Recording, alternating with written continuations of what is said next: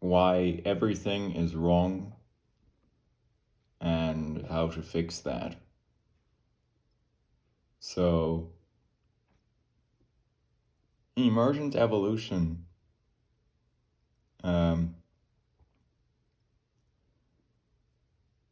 really led to um, quite a remarkable situation. Um, we are ape descendant, bipedal,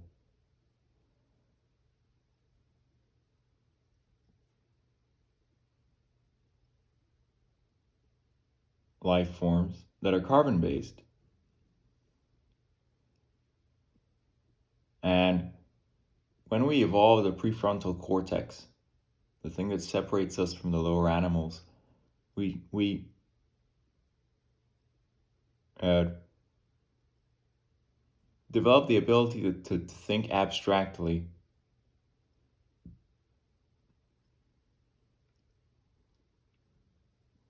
Abstractly.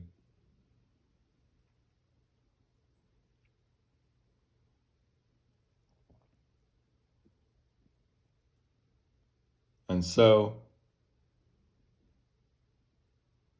the lower animals, I do not believe they have any notions of the afterlife, immortality, but with our prefrontal cortex, we reach the level of consciousness to think abstractly and to create notions of, due to the fear of death, immortality. If you believe the following things, you will be immortal. Christianity.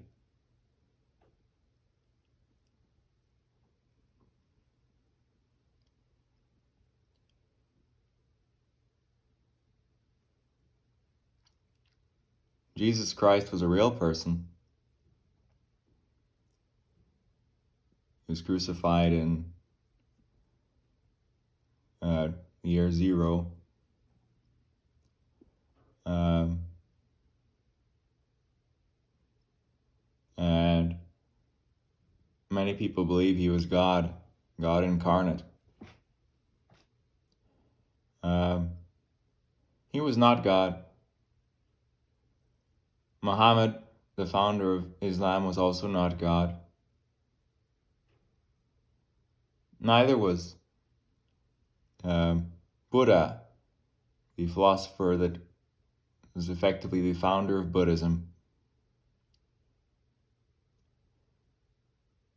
All of these characters are simply figures that developed a philosophical understanding that have informed a way of being and a set of moral principles. In the Islamic religion, there are notions of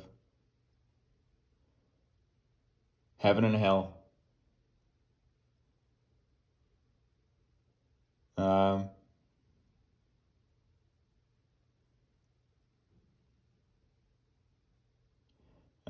in the Christian religion, there are notions of heaven and hell. Of course, the Indians, there's Hinduism. Now,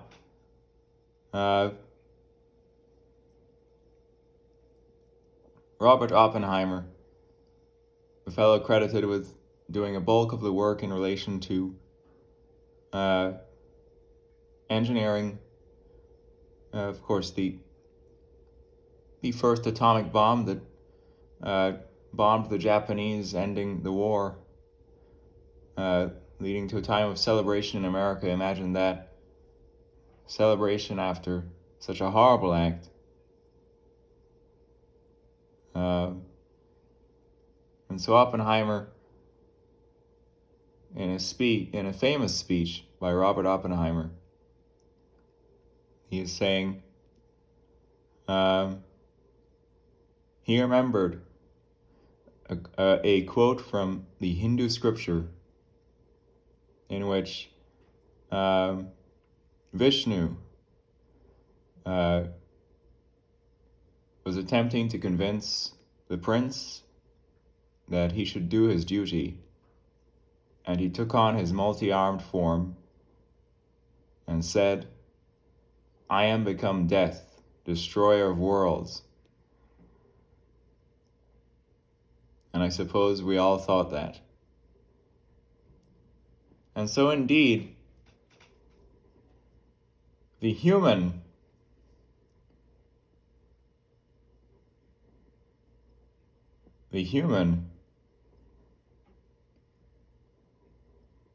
is a highly flawed evolution. A highly flawed evolution. Um,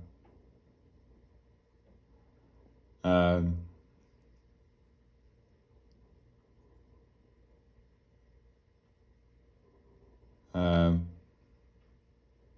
you can find wisdom in all of the world's religions. However, believing that you are saved by grace because Jesus Christ died for your sins and that you are going to enter eternal paradise, there is no proof of the afterlife. None at all. Quite simply, the afterlife is a notion that is so powerful that if it is true, and if you must follow this moral structure to enter heaven, then it would be a hell of a motivator to follow that moral structure. In other words, if the reward for following the moral structure and way of being of a religion is eternal life, then you'd better as hell follow it. But this heaven and hell thing is an entirely imaginary construct. A construct that provides the incentive structure for adhering to the rules or way of being of the religion.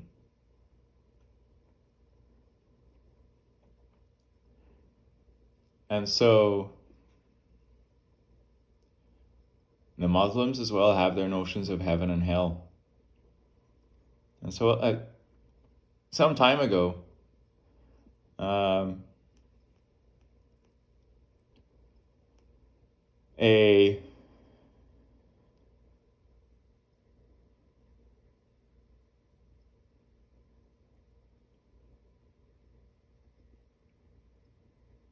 an American Navy ship was near the coast of, I believe, Africa. And, of course, I believe Muslims, suicide bombers in a speedboat, came up to the ship. And, of course, on this boat was a bomb. As they got proximate to the ship, they activated the bomb, of course, killing themselves and then damaging the ship. Why would Muslims in a speedboat kill themselves?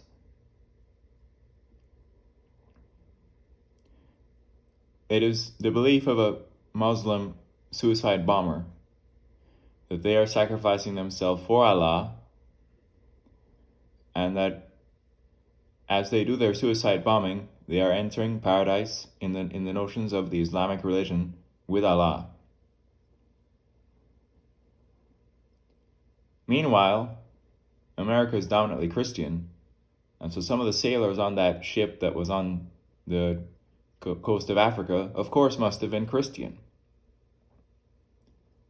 And so the Christians on the ship said, "I am serving my country.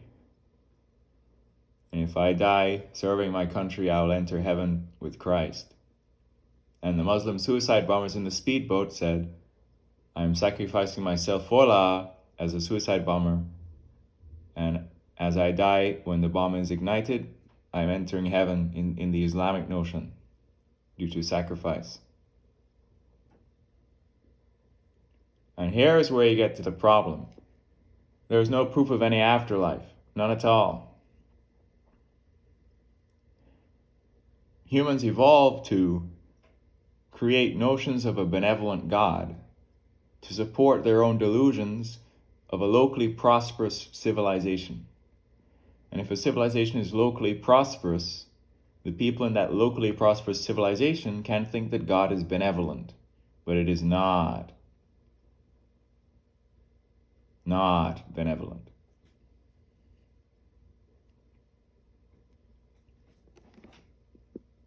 And that realization is a very important one. Because God is not benevolent does not mean that it is evil. In fact, from my extended thoughts on this matter, it is most likely that God is indifferent.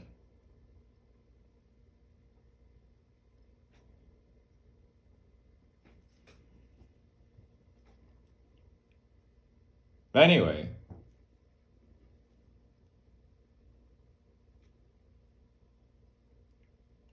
now, the atheists, of course, are of the position that if there is not any proof of God, why should I believe? And of course, I am not an atheist.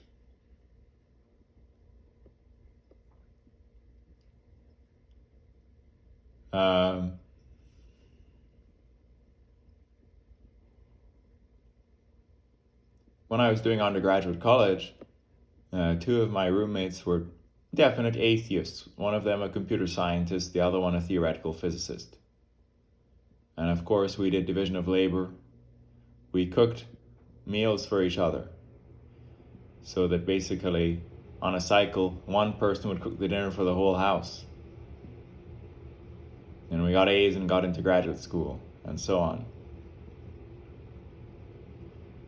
And so in cohabiting with these atheists, we functioned in a manner where we didn't pray over meals. We used the scientific method and predictive power to make decisions and divide up our living situation and do division of labor such that everyone could get what they wanted.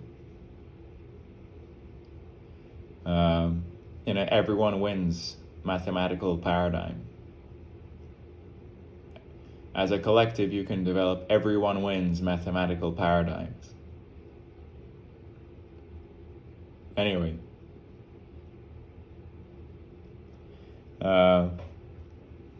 Anyway.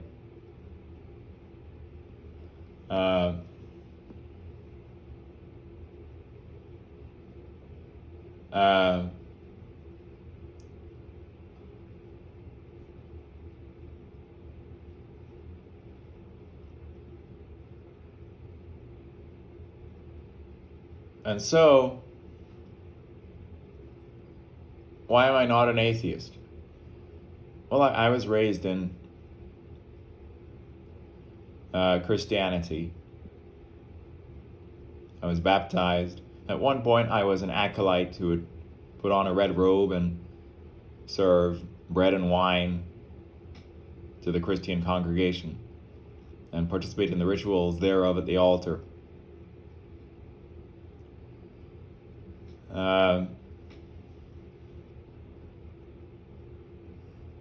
Now, in my study of physics, the most compelling thing to me that indicates God or intelligent design are the conservation laws. And so I can wax on one of those conservation laws, and it is called the conservation of angular momentum. And so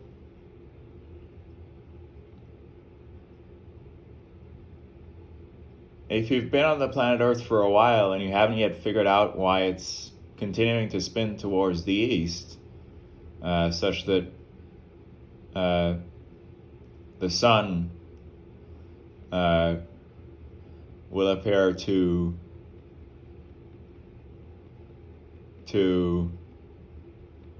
rise in the east and set in the west? Well, it's because the whole planet's spinning towards the east. And of course, it's orbiting the sun. And the orbit is relatively slow. It takes 365 and a quarter days to go around the sun. And so, of course, the Earth is spinning on its axis. It's spinning towards the east, and because it's spinning towards the east, the sun will continue to rise in the east and set in the west every day. As entities that are protruding radially from the surface of the Earth, that is how we perceive it. And so, why is it spinning towards the east? Well, a long time ago, when the sun had just formed, there was a protoplanetary disk. Well, that's a fancy word, isn't it? Protoplanetary disk. A cloud of gas and dust. A ring, so to speak, with non-uniform density. Now, the dense regions of said disk may collapse into planets. And so the gas and dust that's nearer to the sun is orbiting slightly faster than that further away because of orbital dynamics and how the radius of the orbit impacts the speed.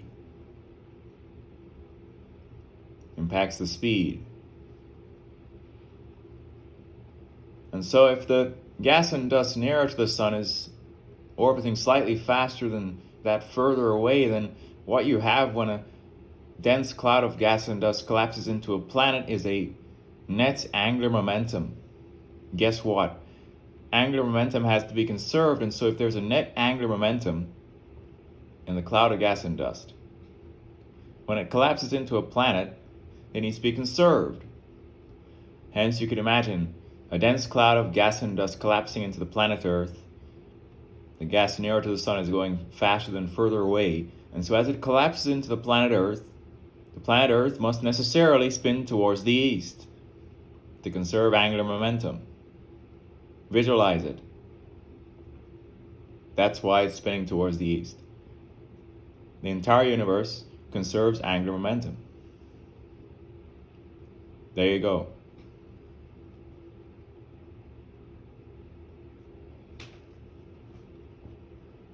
Anyway, now,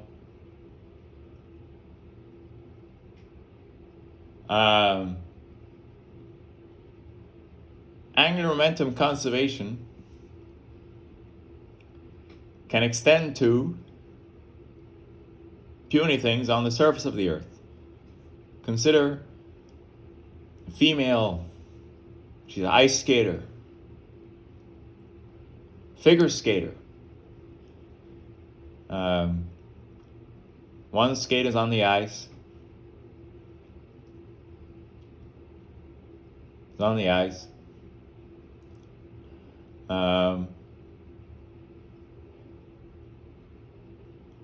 One leg is outstretched. She's leaning over. And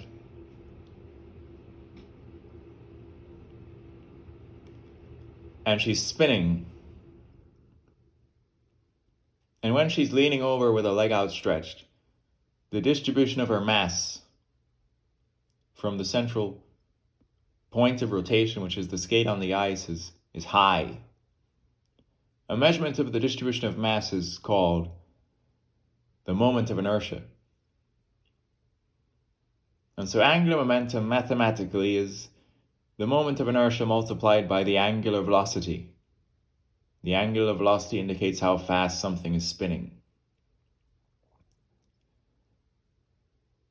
And so, when she's spinning in a configuration where her mass is distributed far from the skate that's on the ice because she's bent over with a leg outstretched, when she then uh, pulls herself upright and tucks the leg that was outstretched, what she is doing is reducing the distribution or spread of the mass from the central point of rotation.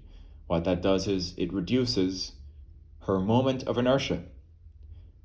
Now, if the universe conserves angular momentum, and that's why the planet is spinning towards the east, then a puny female figure skater protruding radially from the surface of the Earth, doing a routine, as she brings her mass towards her center of rotation, necessarily must spin faster. Why?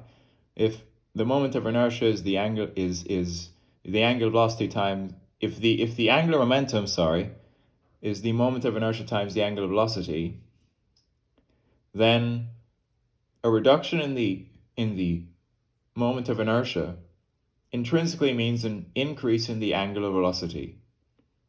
And there you have it.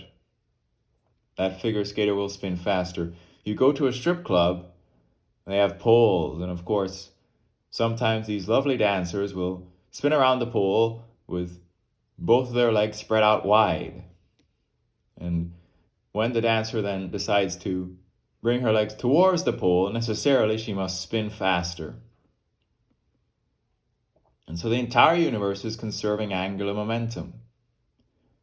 And so it's why the Earth is spinning towards the east, why the figure skaters spin faster as they constrain their mass towards their body, and the same is true for the strippers on the poles. Now, a more detailed example, which is on the channel in the short section, I believe, is a quadcopter. Now, a quadcopter is a drone with 4 propellers. So you can imagine the 4 propellers.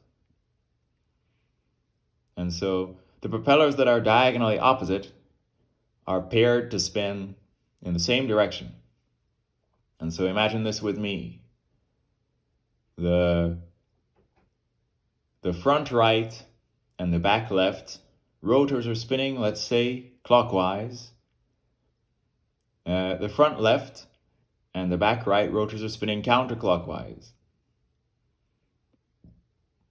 Now, how does a quadcopter rotate on the same point without any translation forwards or backwards or left or right?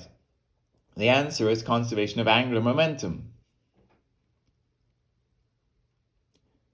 And so those diagonally opposite propellers that are rotating clockwise, if you increase the rate of rotation of those paired clockwise propellers, what happens is that there's a bit of a net torque, a torque in the clockwise direction. And so if the initial angular momentum is indeed 0, that additional torque in the clockwise direction, by increasing the rate of rotation of the clockwise propellers, is such that there's a clockwise torque, making the angular momentum non-zero.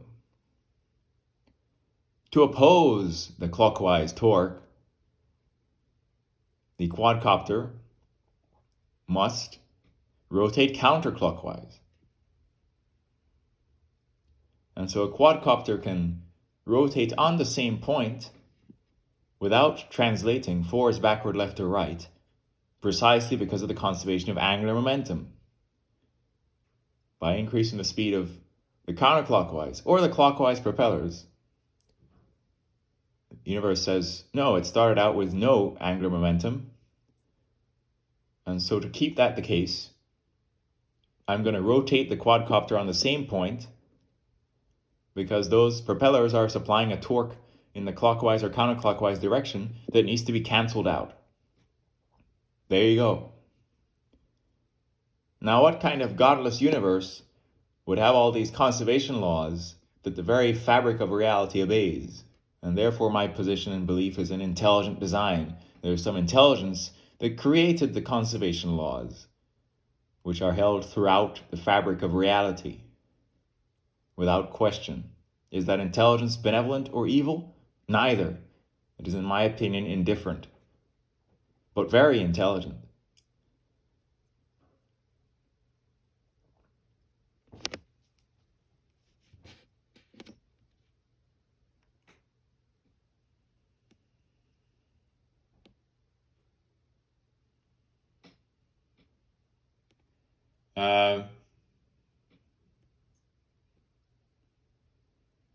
So that's only one of the conservation laws. Another one, which is entirely deeper, is conservation of energy. And so um,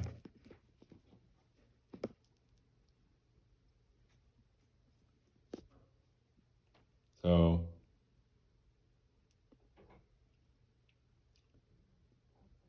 um,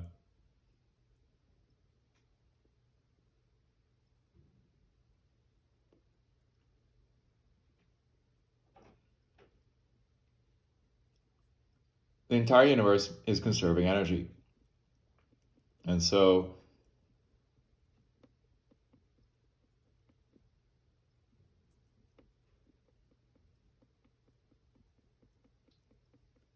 um,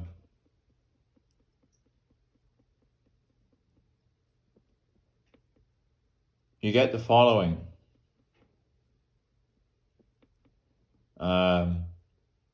The sun is a fusion reactor. What's it doing? Well,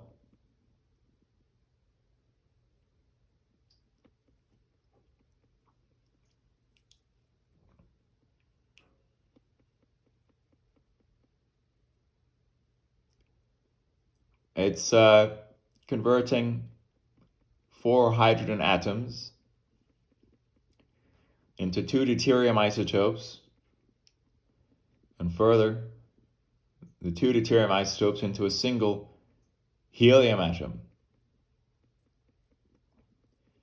Now, if you track the mass throughout this transition, you get the following thing that seems a bit shocking. The mass of the 4 hydrogen atoms that went into the reaction is less than the mass of the helium atom that came out of the reaction. So where did the mass go? The answer is, given of course Einstein's mass energy equivalence, the famous E is equal to mc squared, the mass that is lost in that transition is converted into energy. And so fusion is the conversion of mass into energy, so to speak. And that mass defect is radiated to the Earth in the form of heat and light. Heat and light.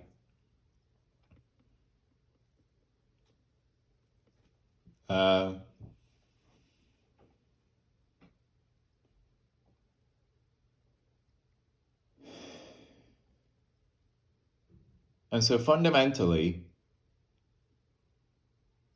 every form of energy that exists on the planet Earth can be traced back to the sun. We have a few examples. Fruits on trees. What type of energy do they have? They have chemical potential energy stored in fructose and sucrose. In other words, types of sugar that are stored in fruits. That sugar is chemical potential energy. If the sugar is chemical potential energy, it required energy to get there.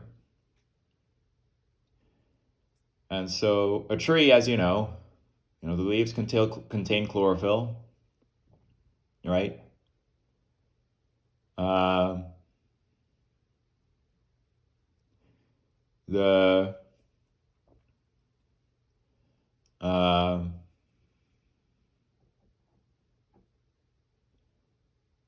In order for photosynthesis to occur, it needs chlorophyll,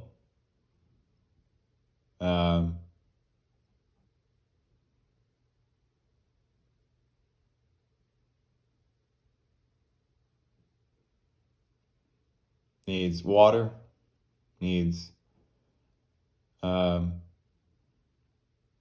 carbon dioxide, needs sunlight. And so the sun's energy in the form of light hits the leaves of the tree, those chlorophyll-infused leaves, and that's a critical ingredient that leads to the production of course, starch and oxygen, right? Now, when a tree is growing, the starch produced during photosynthesis forms the bark of the tree. The bark of the tree.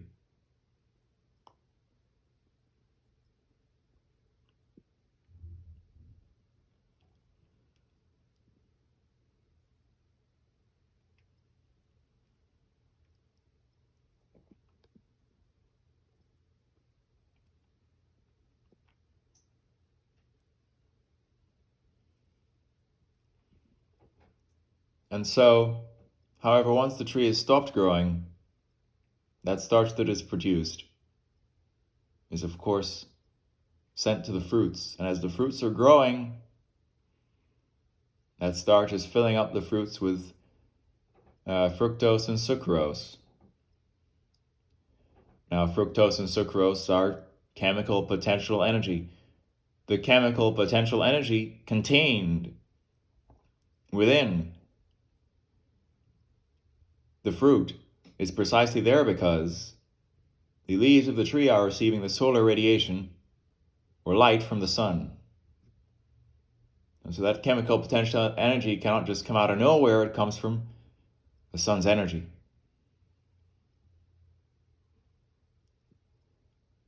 Anyway, um,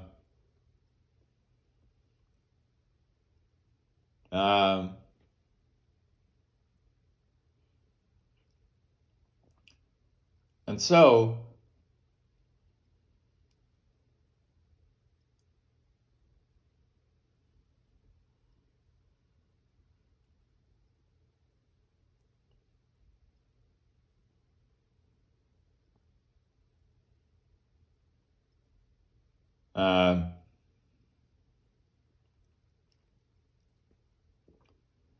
how does a tree suck up water?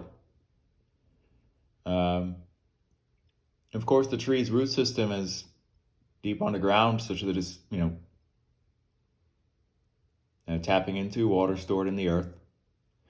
And of course, as the rains come and go, the earth is readily moistened regularly. If things are normal and there's not any drought. And so how in the heavens do the roots suck up the water into the tree? Well, in part, in part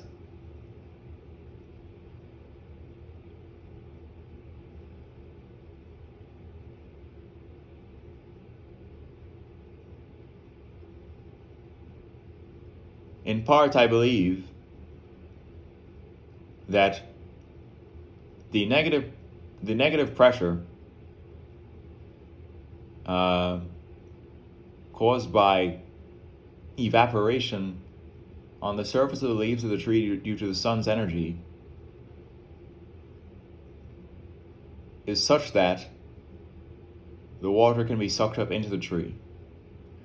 And so to increase the potential energy of water, in other words, suck it up in the tree, you need energy. When the sun's rays are hitting the leaves of the tree, it's causing a level of evaporation of water on the surface of the leaves. That evaporation, as that's happening, I believe causes a negative pressure, and that negative pressure helps suck water up into the tree. And so that the tree has energy to suck water up into it is also because of the sun.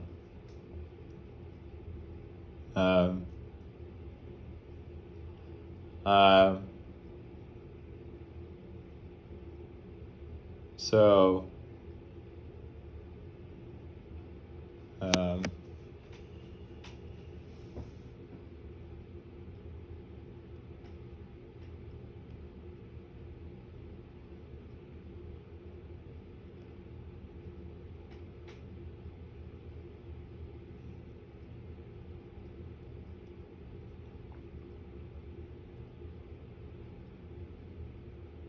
Yeah. So anyway, when a human bites into an apple, of course the sugars, the chemical potential energy contained in that apple is with the body's saliva and the digestive system converted into energy. Now, a human body has energy.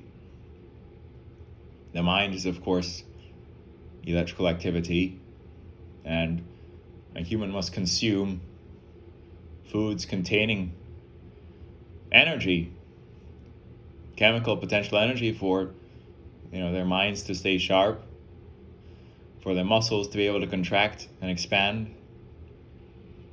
A human who bends or lifts something by bending their elbow and raising their forearm, of course the bicep must contract. And of course, if the bicep is doing work on the forearm, then the bicep must have energy. Where does the energy come from?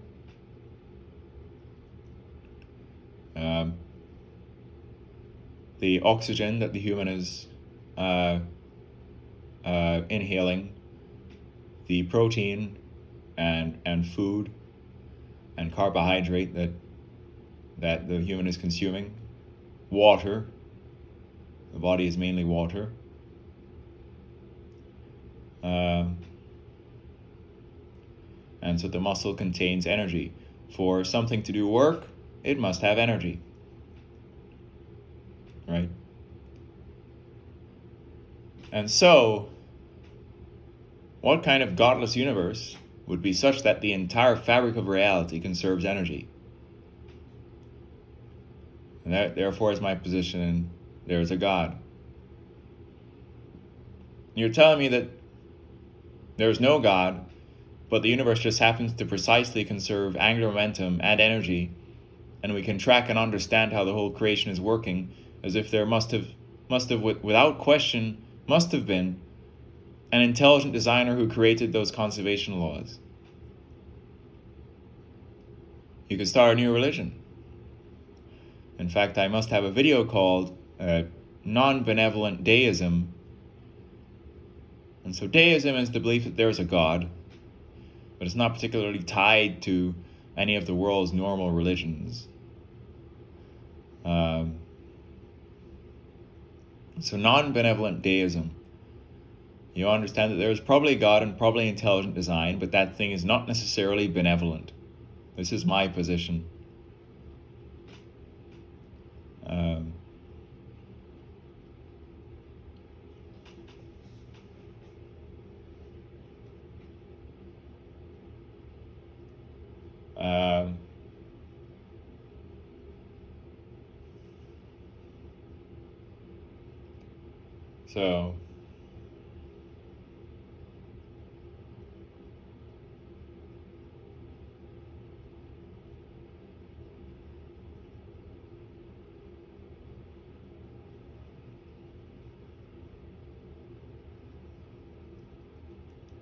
So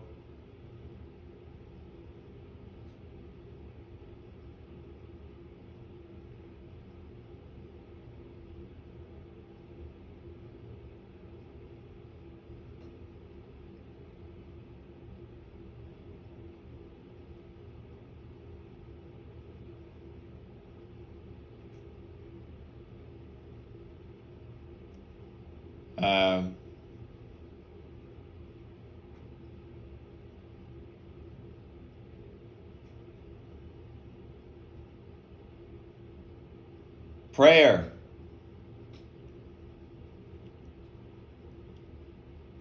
Why did prayer evolve?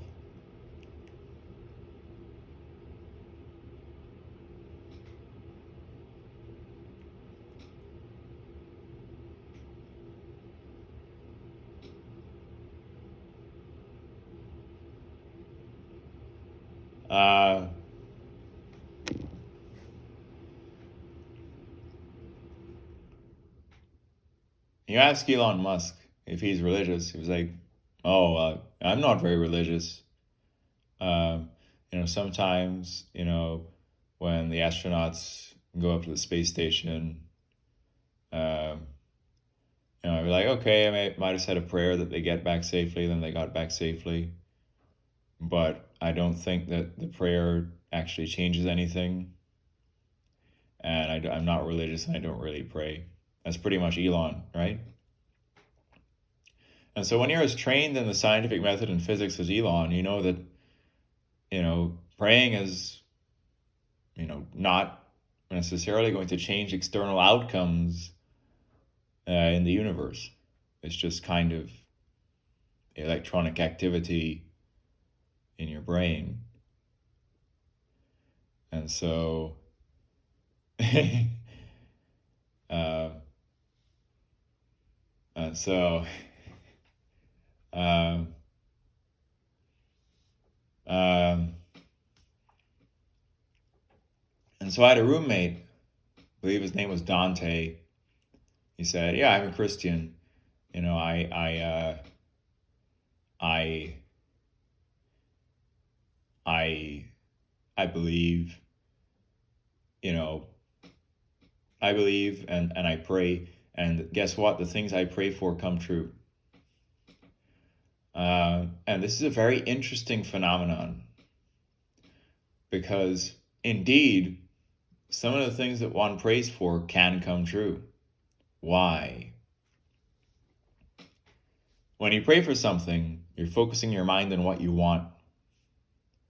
When you're focusing your mind on what you want, it has the effect of priming your consciousness. And then what happens is that you take outward action to manifest what you prayed for. Right? And so you pray for what you want. That primes your mind focused on what you want. You then take outward action to manifest what was prayed for. Then there's some chance of what was prayed for manifesting.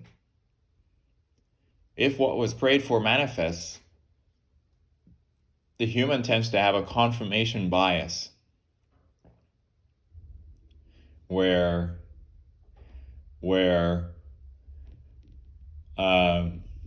they think that therefore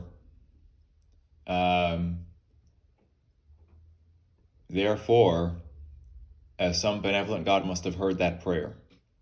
That's where the confirmation bias comes in. It comes into attributing some benevolent force to making the prayer come true. That's where you go wrong. No benevolent force made the prayer come true. So anyway, and so I'm gonna do a quick and silly example. Prayers can also be, prayers of thanks for something working out.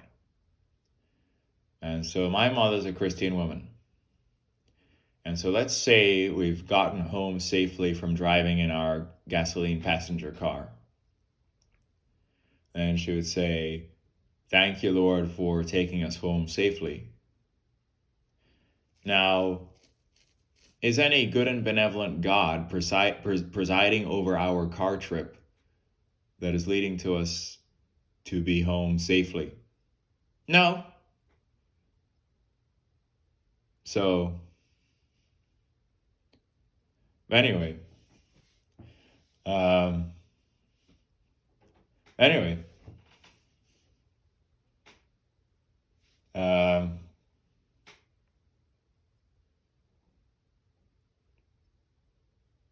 so anyway, and so gasoline passenger cars are, carbon-powered combustion machines, right?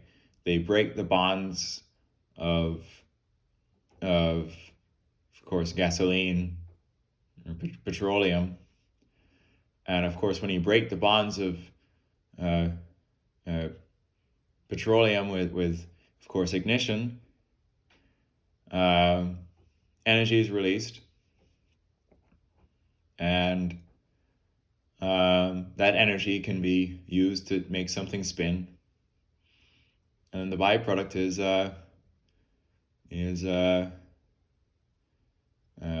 carbon dioxide and monoxide from that muffler. Like, okay, we're breaking the bonds of petroleum to make something spin with ignition.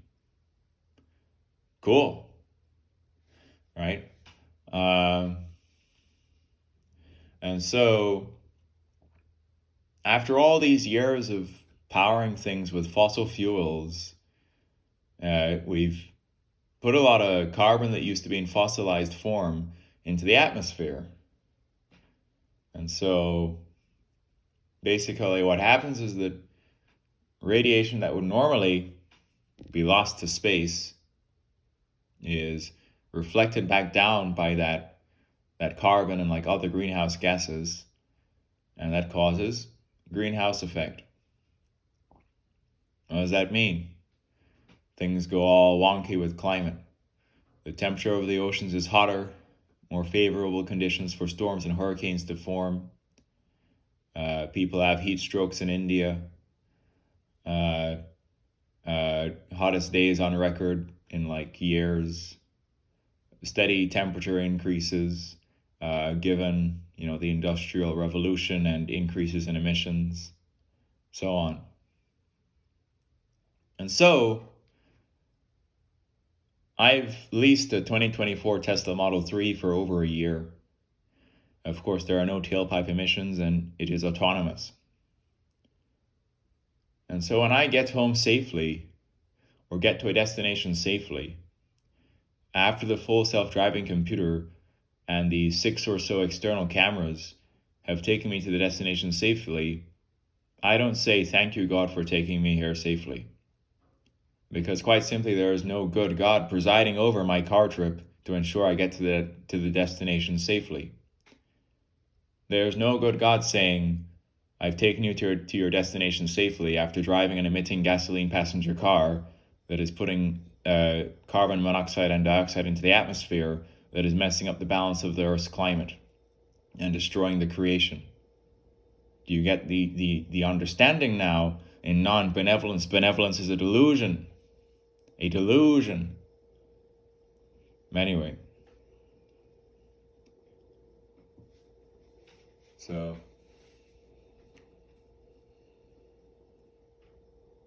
Anyway. And so I'm pretty sure you can tell from this video so far that I'm way too smart. And so it's both a blessing and a curse, just like everything. Anything that could be seen as, a attribute that is in excess or good has its inverse or other side of the blade, which is it's a curse. When you're as smart as me, it's not necessarily fun. There's the saying, ignorance is bliss. And in ways, this indeed can be true.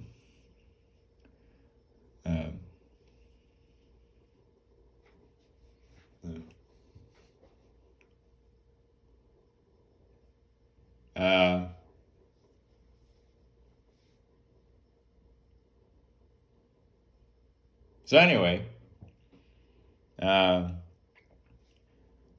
don't know how long this is going to go on, as long as I keep on having ideas about how everything is wrong and what the truth actually is, and how you can transition from why everything is wrong and how you can fix that. I'm just going to keep on having more ideas and explaining more true things. So anyway, so some people who are against Tesla are like, mining for lithium for the batteries is associated with emissions. And they haven't understood that because the Tesla cars have no tailpipe emissions, because the Tesla factories are designed to pretty much be net zero with solar on the roof of the whole facility, even if there are emissions associated with mining lithium for the batteries, mathematically, the company is still the best entity on the planet, mathematically, for the climate, projecting into the future. Further, in certain American lakes, there exists lithium that can be mined for minimal or no emissions or extracted from the lakes. There is lake lithium.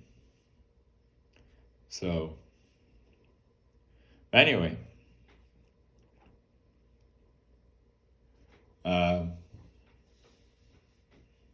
So anyway,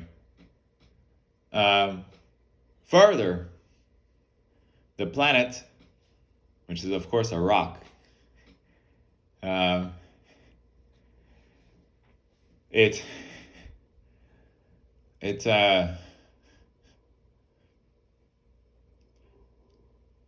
there's a finite amount of fossil fuels on it. And so once you burn fossil fuels,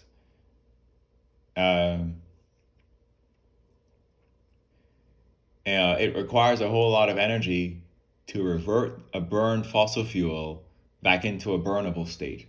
It's like, okay, your car is turning petroleum into CO2 and carbon monoxide. It requires a good amount of energy to convert that gaseous form of carbon back into a burnable state. Right? And so basically, projecting into the future, we will run out of fossil fuels.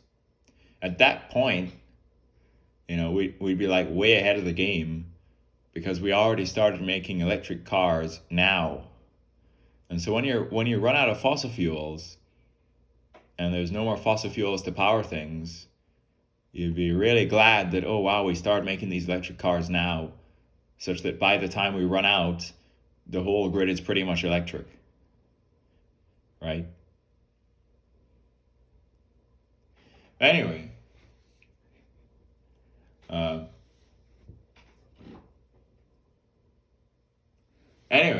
So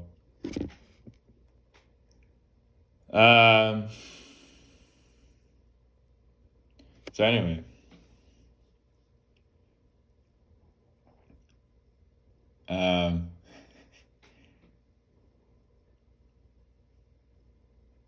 so anyway,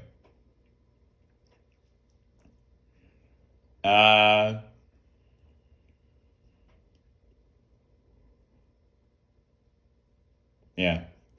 So, yeah.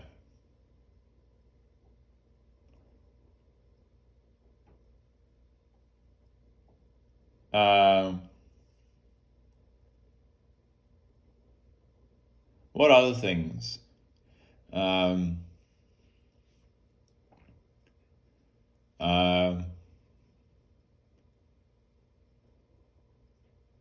Okay, so some people might think, okay, capitalism is wrong because there shouldn't be billionaires and then homeless people. And so I'd be there with you. I'd be like, okay, that level of inequity is sad, right? And so a lot of people, depending on what side of the political spectrum you are and what your beliefs are, you might think Elon Musk is evil. You might be like, I hate Elon. He's a billionaire. There shouldn't be any billionaires. I'm here to tell you that the non-benevolent and ironic universe that is conserving energy and running evolution and natural selection can lead to certain diamonds emerging naturally. And so Elon is a diamond. If you want to understand Elon's story, he was born in South Africa and he had a relatively wealthy South African engineer for a dad with like a nice house. And his mom was a supermodel, right? Why? Because when you're rich, you can have a sexy wife. Because that's how it is. Rich, sexy wife. How it is. So I'll touch on that aspect of things later on. But anyway. So anyway. And so basically, if people thought that, Elon didn't come from much, he came from a wealthy South African engineer dad who had a nice big house and a supermodel mom. And, of course, his father's high intelligence and engineering, was passed on to Elon, right? And Elon would spend a whole lot of time reading science fiction books as a kid. that made his imagination as crazy as it is, right? So anyway, and so Elon went to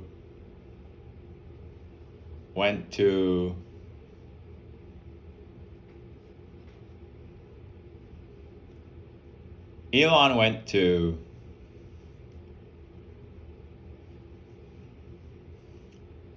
he he he went to Queen's University in Canada first, and I believe that might have been where he met Justine Musk. Might have been. I'm not sure. And then now he transferred from there to the University of Pennsylvania, and he did a double major in physics and business, right? And so after that, he got a full scholarship, I believe, to Stanford to do a PhD in energy physics, and he was planning to work on optimizing battery technology, because he's like, okay, for the future, battery technology needs to be optimized for the clean energy future, right? But like only 2 days or a few days into that Stanford program on a full scholarship, he drops out. Why? Because the internet was happening. The internet was happening. And so basically, because the internet was happening, he saw the urgency to start an internet company, a company that utilizes the internet to facilitate transactions, because no one had really done that yet.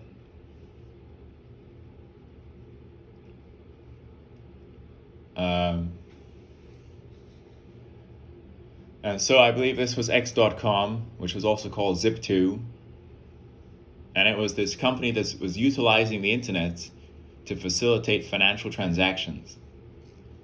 So that company was sold, and of course he got millions of dollars from the sale of that company. And that company is no longer Zip2 or X.com. It is called PayPal.com, an online transactions internet company, right? Where if you do your online transactions through PayPal, they take a small percentage, or there's a small additional fee for doing that transaction through PayPal, which is how the company profits. If they're providing the mechanism for the online transaction, they can add an additional fee, right, for each transaction. That's how the company profits, right?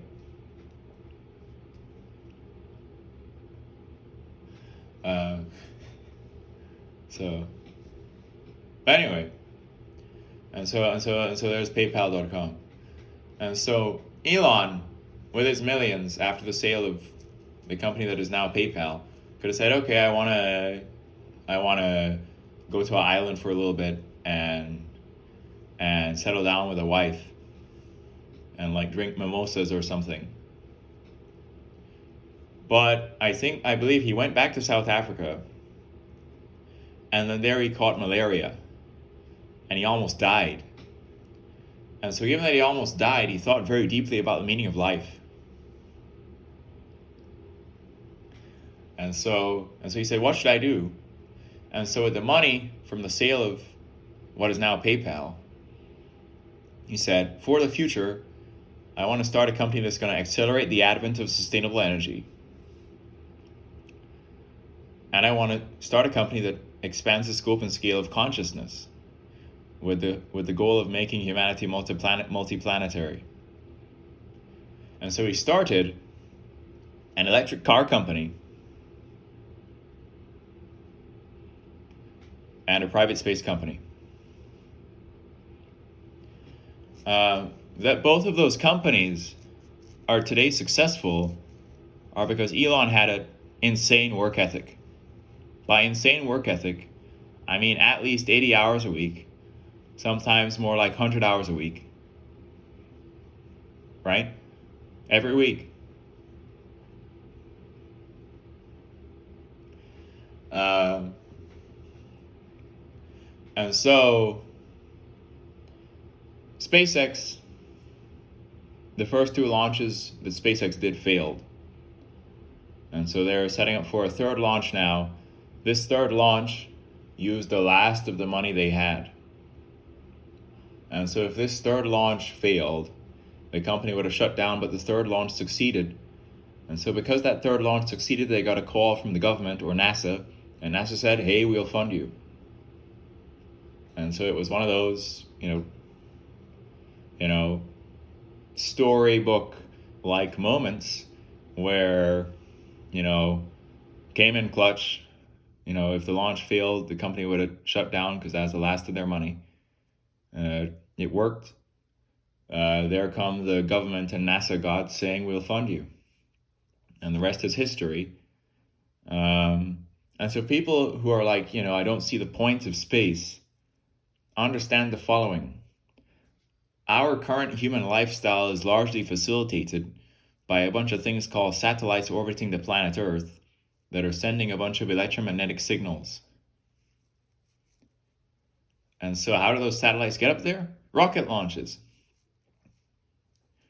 And so rocket launch deploys the satellites, so on and so forth. So you need rockets. And further, SpaceX has set up its own Starlink constellation to provide high-speed, low-latency internet to rural areas of the planet that otherwise, it would be, in quite a disconnected situation, so to speak. And so I actually, when I was an undergrad, bought a Starlink for my parents' rural home because I wanted to. And this was when they were still expanding the constellation, and there was like a first come first serve approach and a pre-order approach. And so and so there's a Starlink at my parents' rural home in the state of Oregon. And so when you plug that thing in, it starts rotating. It has 2 degrees of freedom. It's sort of, once it's flat, it can like spin around or rotate clockwise or counterclockwise. And then it can also, sort of bend up and down. And so the 2 degrees of freedom are when it's flat, it can rotate clockwise or counterclockwise, and then it can bend up and down. But it can't rotate clockwise if it's not flat. If it's bent, it needs to first, transition to being flat and then rotate. But anyway, that's going into the nitty-gritty of it. The rectangular face Starlink. And so there's this Starlink. And so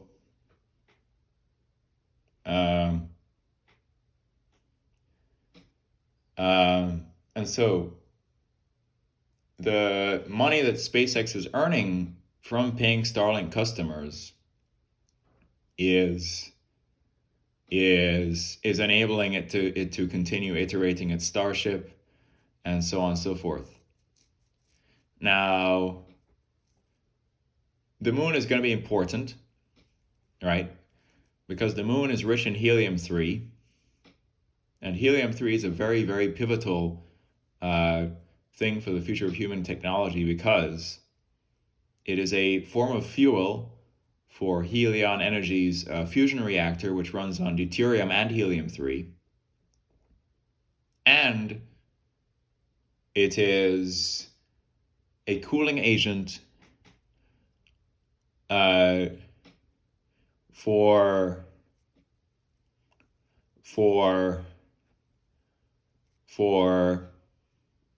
for quantum computers, because a quantum computer needs to be near absolute zero to to to to function.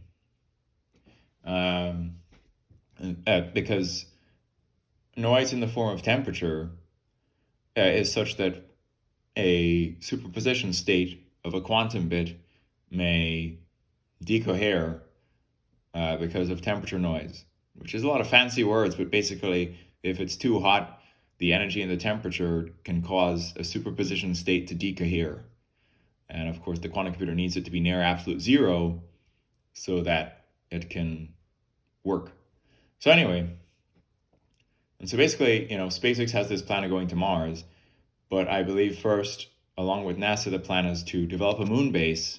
Once you have the moon base, you can launch from low gravity on Moon to Mars. With the moon base, what will also be set up is a plant for mining helium-3.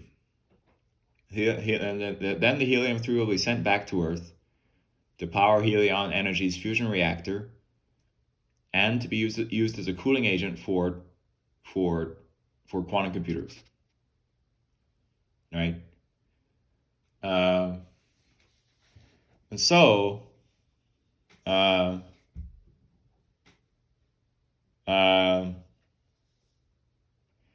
so anyway, so if people think like going to Mars is crazy, well, with training in physics, you understand the following.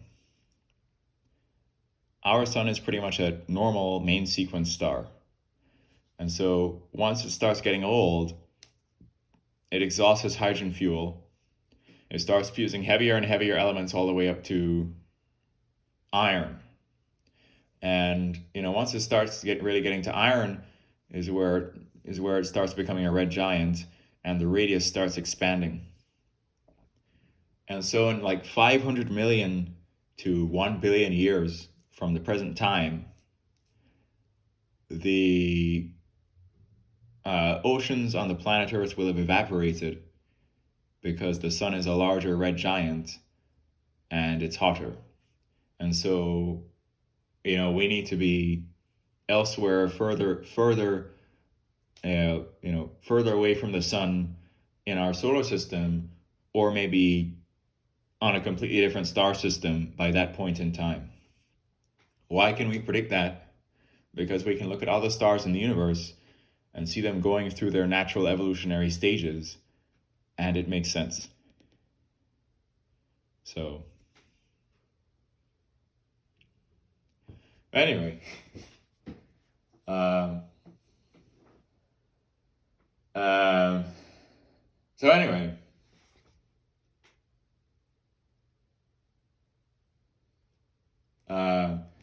so anyway,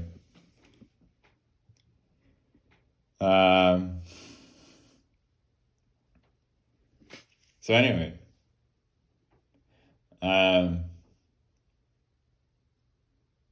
yeah. So,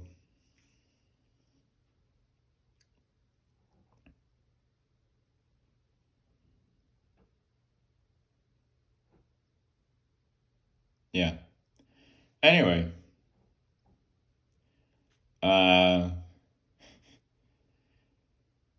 so Tesla and Tesla's success, car companies are really hard to emerge into the car market and win, especially if you're trying to do an electric thing.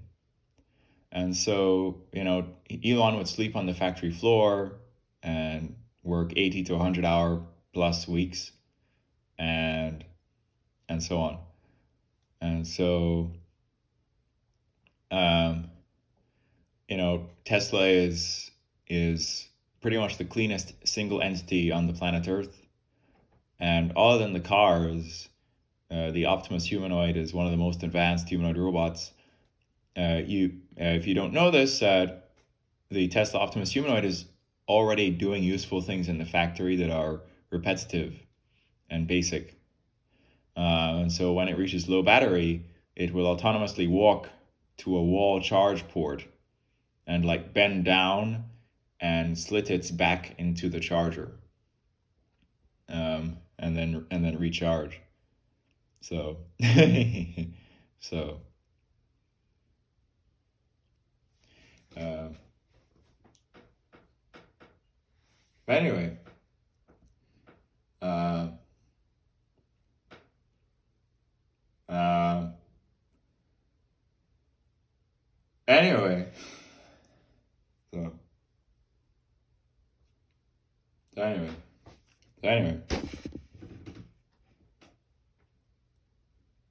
um, and so why is Elon's net worth over 400 billion? Because he started one of the world's greatest companies, and he is the largest shareholder. Elon Musk owns the most Tesla stock of anyone in the world. And so when you own the most stock of a company you started that became one of the world's best companies, you are rich. Now, could Elon give away for free uh, some of his Tesla stock to Tesla employees? I don't know what the legal implications are there. But ultimately, if Elon were to liquidate his Tesla stock, all of it, he would have over $400 billion. But he doesn't actually have over $400 billion because all that money is just in owned Tesla stock that has not been liquidated. So if he did liquidate it, which he could, indeed he would have over $400 billion. So, uh,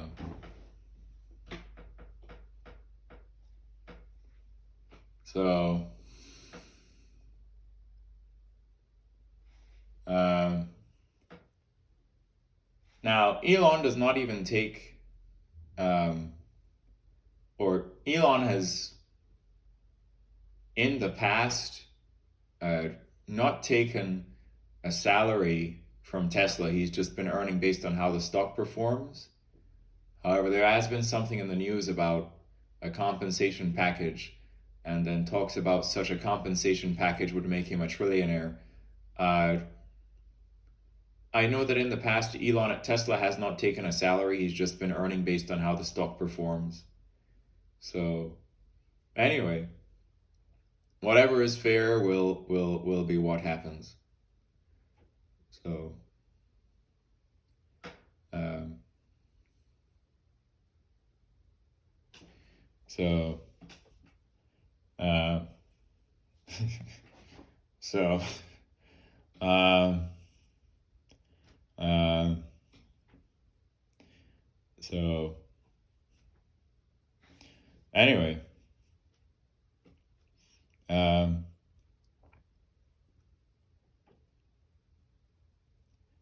so,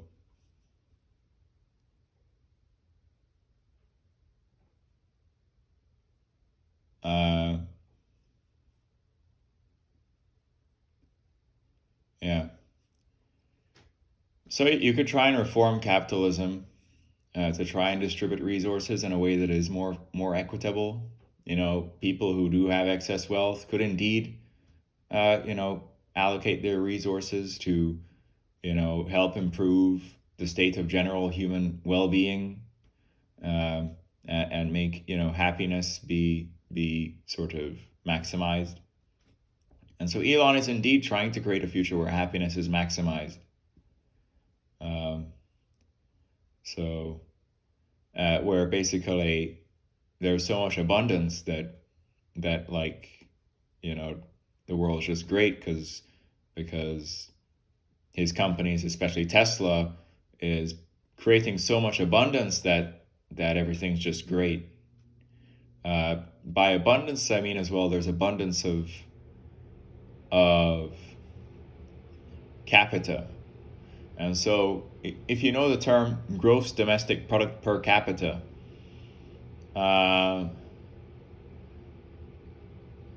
you can also have silicon capita. And so the latest and most advanced version of Grok, Optimus humanoids, are silicon brains, silicon capita. And so if your workforce is unlimited because you have additional silicon capital in the form of humanoid robots and large language models, then your economy is unlimited. And then even though that there is increased automation, you can usher in universal basic income because the silicon capital is making money, hence the people can receive universal basic income, people who are displaced by automation.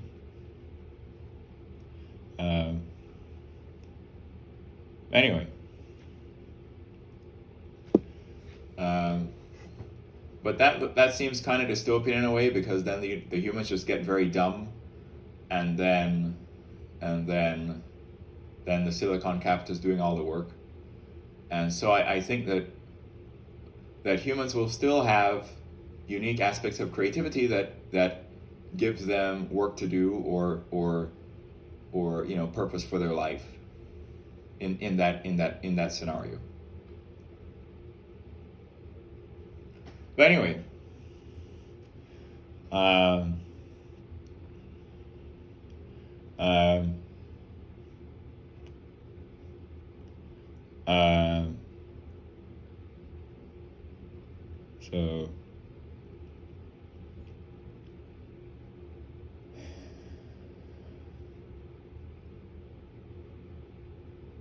So, yeah.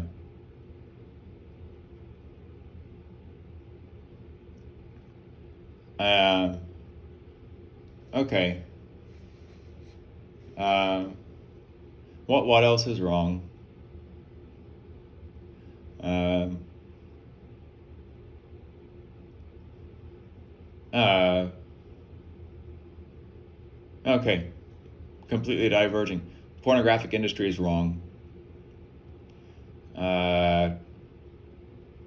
If you do a quick search on Mia Malkova, you find that at one point she was earning millions of dollars a year, had a castle in which she was making her films, and also a very expensive BMW, and so on and so forth. Why? Mia Malkova, with her facial attractiveness, high estradiol, backside and breasts, and then blonde bombshell appearance, is a aesthetic ideal sexually for the majority of male consciousness. Then Mia, instead of in purity, just trying to find a partner and maybe staying faithful to a single partner or doing whatever, decided to monetize her sexuality. Monetize it.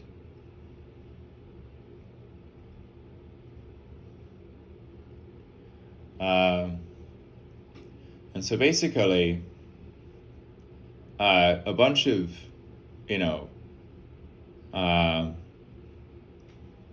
male consciousness elevates Mia to the point where she can make that much money. Now, me, the person saying this, I've been largely cold turkey on pornography for over 6 years, maybe nearly 7 years, because I'm strong and I know that it's wrong.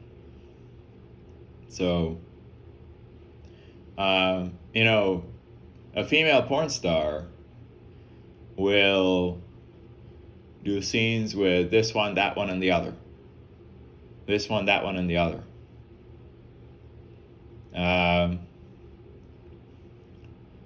If you look up Valentina Nappi, right? There is a picture of Valentina Nappi with like 3 men, and she's sitting down on the dick of one of the men, and they're like 3 white guys. And so basically she's the queen bee, and there are 3 white guys that she's dealing with at the same time. But however, where Valentina Nappi can do a special scene where she's dealing with only one guy is when she's dealing with Break, Julio Gomez. And so there's a picture of Valentina Nappi, 3 white guys, sitting on the dick of one of the white guys, holding the dicks of 2 other white guys. And she's the queen bee. And there's 3 white guys dealing with her at the same time. But Julio was sufficiently special that he could be the one guy dealing with Valentina Nappi for a scene. Right? Right? So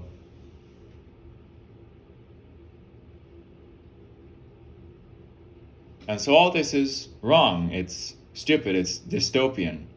It's fucked up. So anyway,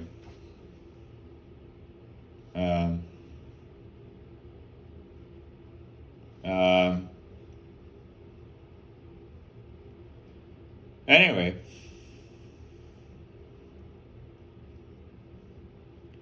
and so we'll get into some more information I know on all this, which is that basically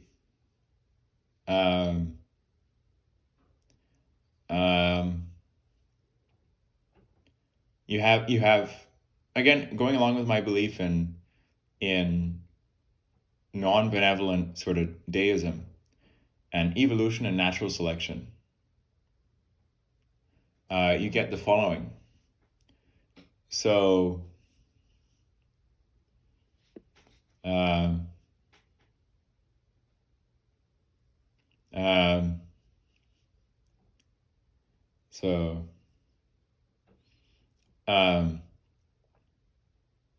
in equatorial regions of planet Earth,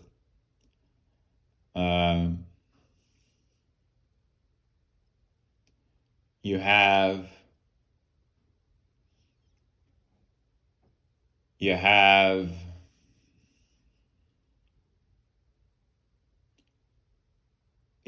increased people of melanin concentration. And so tracking evolutionary history,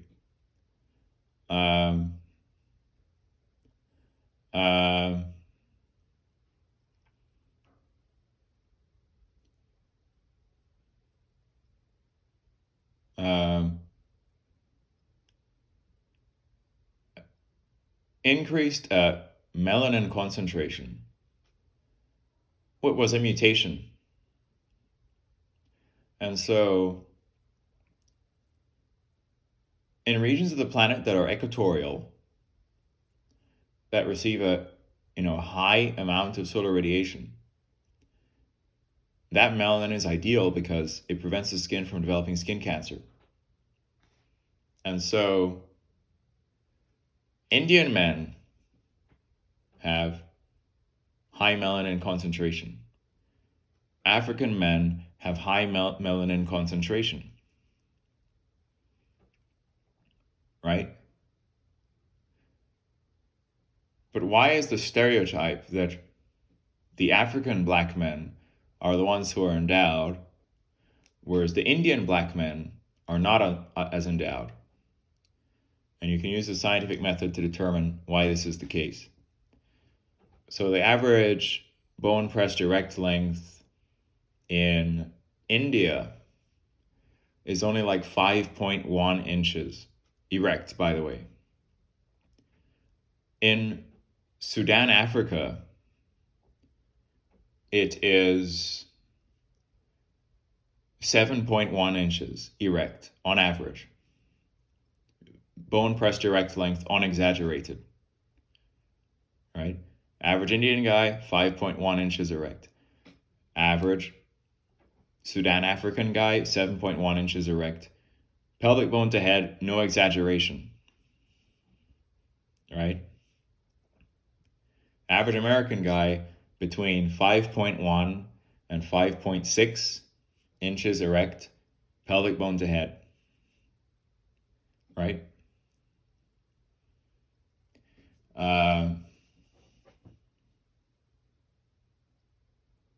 And so, why do the Indians have high melanin and the Africans have high melanin, but then the bone pressed direct length average in Sudan, Africa is 2 inches more than in India?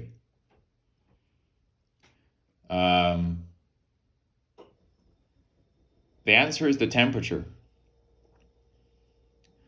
And so Sudan, Africa is generally hotter than India, right?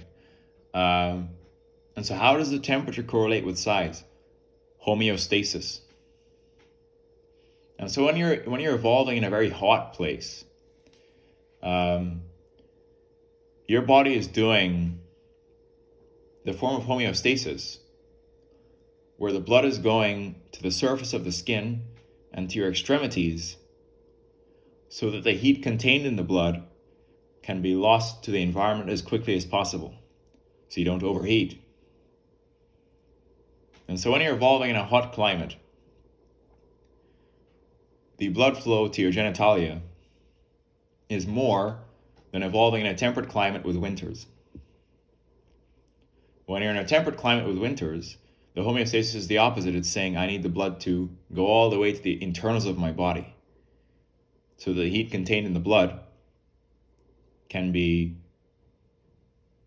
kept inside the body. And so what happens, as all men know, if you've been in the cold, you experience shrinkage of your dick, because blood is retreating away from your dick to the inwards of your body because it's cold. And when blood is, engorging your dick, it is such that the heat contained in the blood is lost to the environment. And so we say, oh no, we're going to shrink the dick. The blood's going to go away from your dick because it's cold. And so quite simply, the larger average size of the African men, or men coming historically from African genetics, is because they evolved in a hotter climate. That's the reason. That is the reason. And so you imagine a human evolving in a temperate climate, through puberty, through evolutionary stages.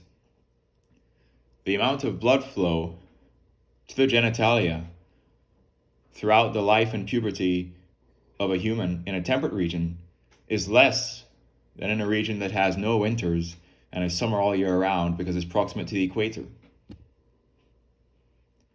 And so in a hot climate, there's more blood flow to the genitalia than in a temperate climate, on average. There's your answer. And so the Indians are somewhat proximate to the equator, and so they evolved this melanin thing, or the mutation of melanin was ideal for India. But the average temperature in India fluctuates and at times is cold, right, or can be cold, whereas Sudan, Africa is on average hotter than India. The reason for the larger size, Sudan, Africa guy has melanin, Indian guy has melanin. The average temperature in Sudan, Africa is higher than India. It's temperature, not melanin itself, right?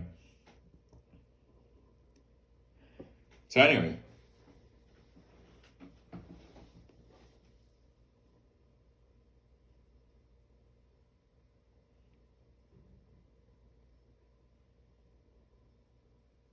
and so a male can only control certain things. And so evolution and natural selection leads to certain things. So let's go ahead and talk about Mr. Julio Gomez, who had a nickname called Break. And so he would say he was 14 inches. You can get that again, 14. But a video he did with Bellerossi said he was 15 inches, right? And so basically, is that his actual size? No. Why did that evolve to be the case? Why the exaggeration? Because for marketing purposes, you promote some nutty size, and then some stupid consciousnesses are like, oh my gosh, wow, is this like real? Wow. And then for marketing purposes, they exaggerate the size because there are a lot of stupid people who want to see something out of the ordinary like that and give their attention to something that's stupid.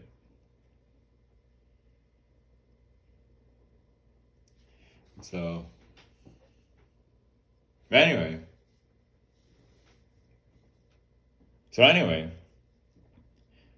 if you ask one of the greatest large language models on the internet called Grok, a search query, say, what is the true, unexaggerated, bone press direct length of Julio Gomez given Reddit analysis, where people are doing frame analysis of scenes featuring Julio?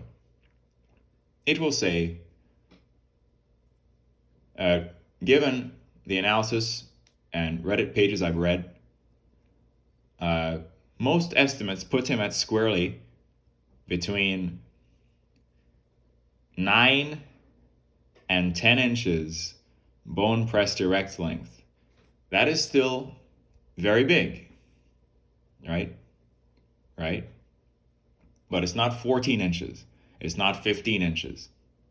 It's somewhere between 9 and 10 inches bone press direct length in terms of length, right? So anyway,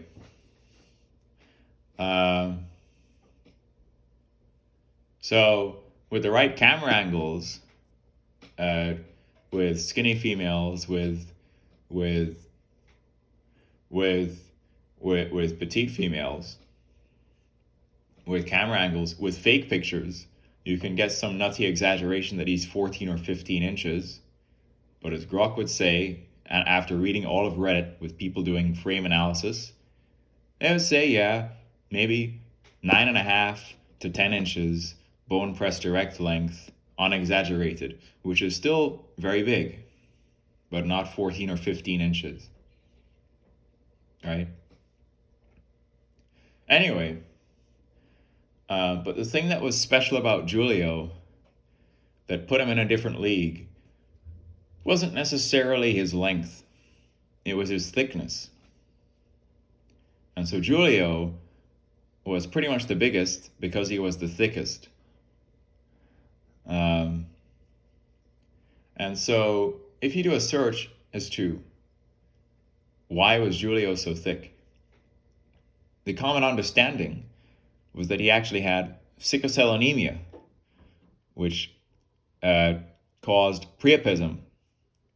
And that health condition causes blood leakage, blood traps, fibrosis, scarring, and all that contributes to a swollen appearance.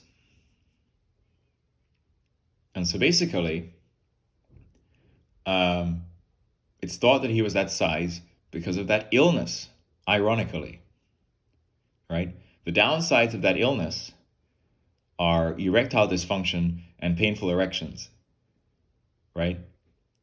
However, and I'll touch on this as well,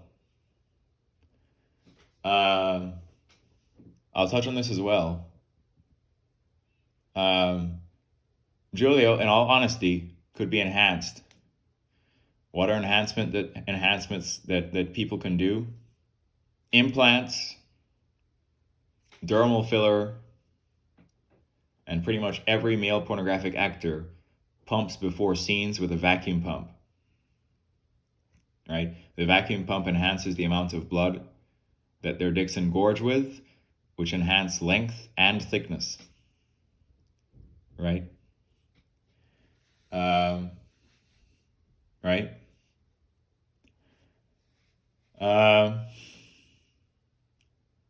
And so if Julio's thickness was completely natural, it was because of that health condition, as I previously mentioned, but it could be enhanced. A black porn star, Damian Daysky, based on discussions and his own statements, it is pretty much confirmed that he is enhanced with the use of dermal filler to enhance his thickness. And so Damian Daysky's crazy thick appearance for scenes is because he's used dermal filler. They put that in their dick. It makes their dick thicker. So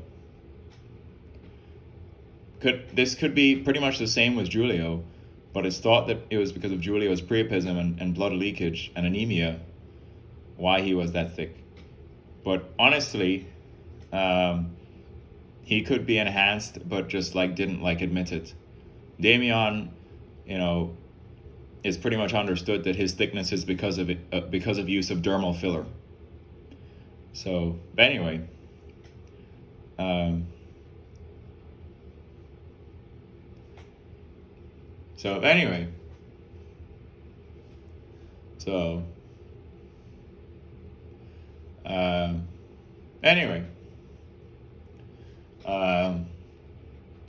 now, you don't have to be super thick to be a male porn star. A modern black male porn star going by the name of, get this, Hollywood Cash, is really estimated at only 8 inches bone pressed erect length, unexaggerated, and visibly in his scenes you can see that he is quite thin. And so Julio, at 9.5 to 10 in length and 7 to 8 in girth circumference, makes Hollywood Cash at 8 in length and much thinner look like kind of a baby. But Hollywood Cash is still a modern black porn star, even though he's not that thick. And Damian's thickness is again fake with the use of dermal filler. So anyway,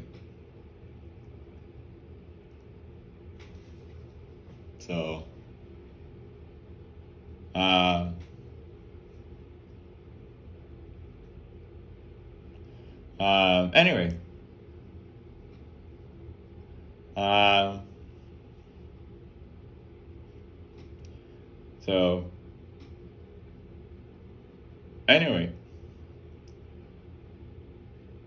so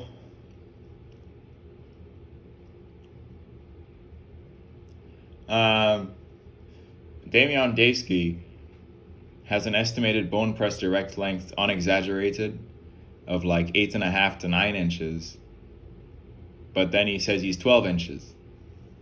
And Julio was 9.5 to 10 inches, maybe at times closer to 9 inches, bone pressed unexaggerated.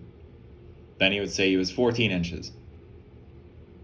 But he did genuinely have 7 to 8 inches of girth around the shaft of his dick. He was thick. Mandingo is 5'7". It was usually estimated at around, unexaggerated, 9 inches bone pressed erect length, but there exists a video saying woman impaled by 14-inch black cock, starring Mandingo, but Mandingo's BPEL is 9 or a little bit over 9, without exaggeration, and then exaggerated to 14 or 13 inches with a woman that's petite or with camera angles and so on. Now, frankly, to be a 9 BPEL at only 5'7" is quite large for the size of the body, and so you also get that effect. So,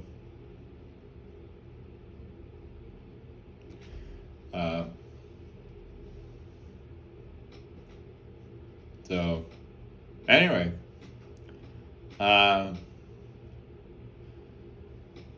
and so with female perception, I have a very interesting time.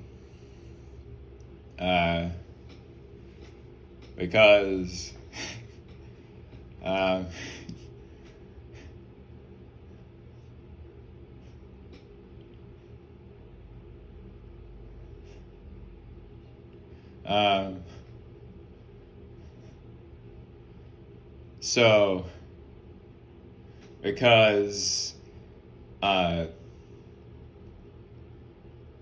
I'm a 6'4" man who has a skin complexion that appears brown, and then my nose and lips are somewhat thick. They look kind of like a black nose or black lips.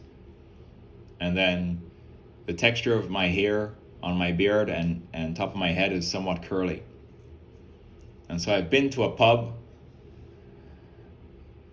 and a woman has, and a male said, "Hey, you're black." This is in America. I've been to a tavern and and and a female has said, "Hey, it is Tyrone the science guy." And so what I am is a blend of the following races: African, Irish, and Spanish. Irish and Spanish are, of course, Caucasian. Then African is black, right? And so I'm a combo. And so as a 6'4" brown man, I can say the following true things. My unexaggerated bone pressed erect length gets to at least around 9 inches. 9, right?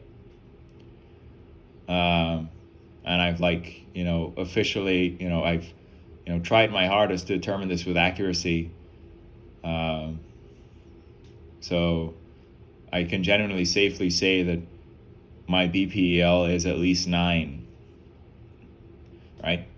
And then in terms of thickness, I'm not as thick as Julio Gomez, who has 7 to 8 inches of girth along his whole shaft. But, ironically, the girth circumference around the head of my dick swells to 7.5 inches. And so the thickness at the head of my dick equals Julio's thickness along the shaft of his dick. Right? And so you get the following. Julio typically was like a 9.5 bone pressed erect length with 7 to 8 inches girth circumference along his whole shaft. And then I get to around a 9 bone pressed erect length with like 7.5 inches of girth around the head of my dick. But then the shaft of my dick is a little bit thinner than that, right? But Julio is so thick, he would make even Mandingo appear thin, right? He was in a different league, right? Anyway, so,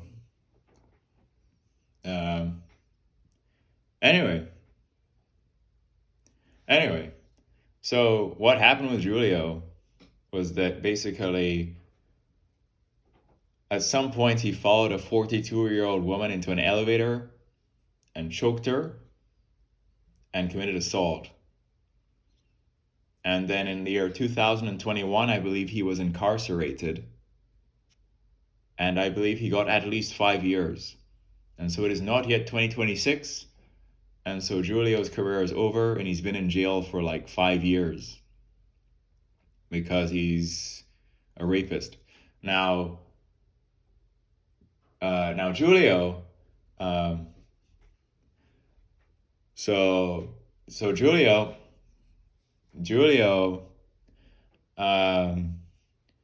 on X you can check a few of his posts. And so one of his posts on X is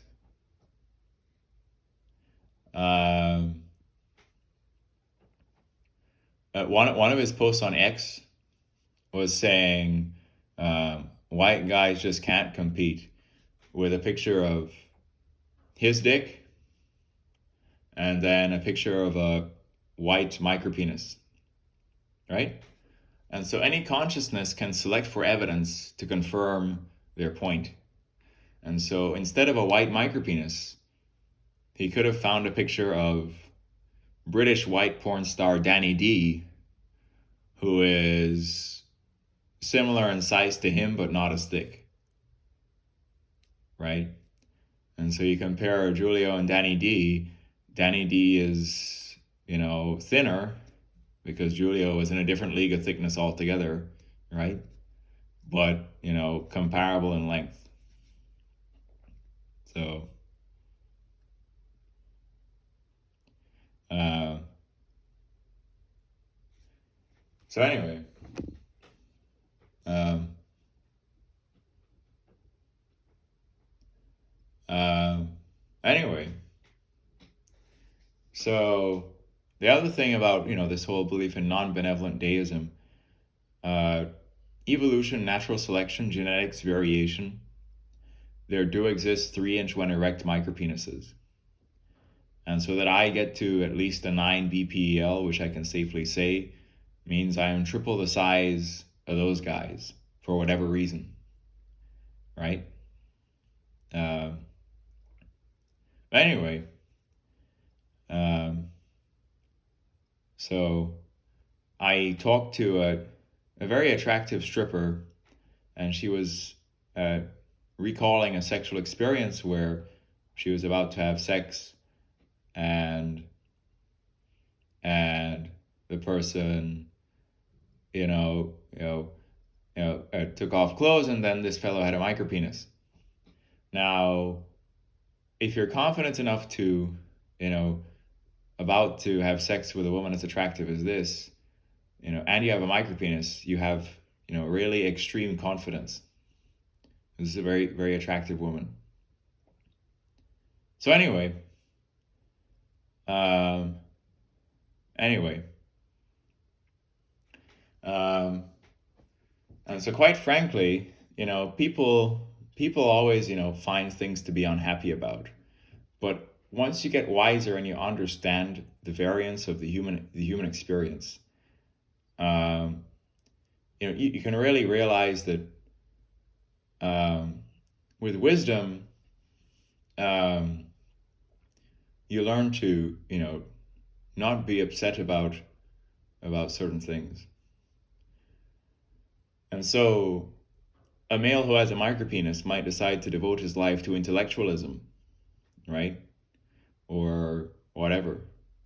Alan Turing was a gay man, and he is the entire reason why I'm able to, speak to a computer that is my phone, that has computing power that used to be possible only with room-sized machinery, right? And so Alan Turing had his computer, which he later called Christopher, after his friend who died from either typhoid fever or tuberculosis, something to that effect. Who was his a male that he loved because he was gay. So without Alan Turing, the civilization would not be the way it is, right?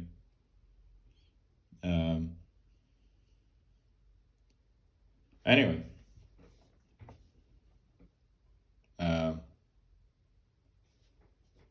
so anyway, um, so anyway, yeah. So at the age of 24, I'm about to be 25. I had a sexual partner, and this sexual partner was a woman 11 years my senior. And you're like, 11 years, that's a bit too much of an age difference, right? Um,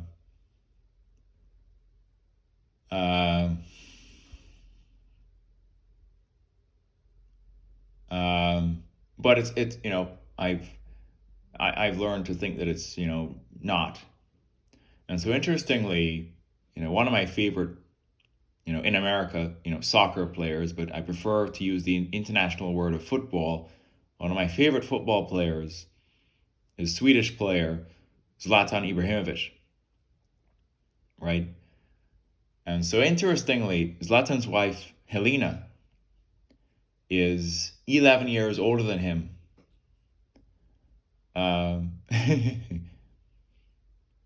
And so I was like, oh, okay, wow. Pretty much my favorite player, Zlatan, this guy's wife is 11 years older than him. And I've, at 24 been with a 35-year-old woman uh, intimately or sexually, is that a disgusting age difference? I don't think so. I was like, okay, well, Zlatan's wife is 11 years older than him. Uh, that I suppose that already exists. So, or another couple, other couples, that age difference is doable. Anyway, so um, uh, anyway, um, and so the combination of genetics mixed with black and white and my height, led to me being such that indeed I am at least 9 inches bone pressed erect length without exaggeration. And then the girth circumference around the head of my dick is at least 7.5 inches with a shaft that's a little bit thinner than that. Right? And so you compare me to Julio, my BPL is like 1/2 inch, 3/4 inch less than his. The girth of the head of my dick equals the girth along the shaft of his dick. But Julio had like a thick shaft and then a smaller head, whereas I have a thick head and then a slightly thinner shaft, which is kind of normal, right? And so Julio is like 9.5 by 7.5 girth along shaft, and then I'm 9 by 7.5 girth at head. So the first time I had intercourse with this woman who was 11 years my senior, I asked her, how many orgasms did you have? And she said, I don't know, like 4 times, and my legs were shaking. And so, ironically, just like in a Julio Gomez scene where his girth is too much to even fit inside the woman, this woman was mounting me in reverse cowgirl, and she sat down on the head of my dick with her whole body weight, and the pressure increased and increased, and my dick was compressing, and it just wasn't going in. And so it started to kind of hurt me. And so she had to get off it and apply a lube to her vagina, and then it went in. And so the girth at the head of my dick, ironically, equals Julio Gomez's crazy girth along the shaft of his dick, naturally. So, anyway, and so, anyway, so anyway, so anyway.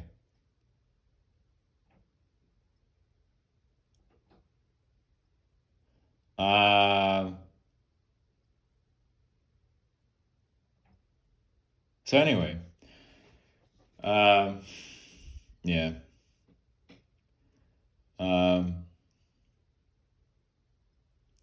Yeah. So,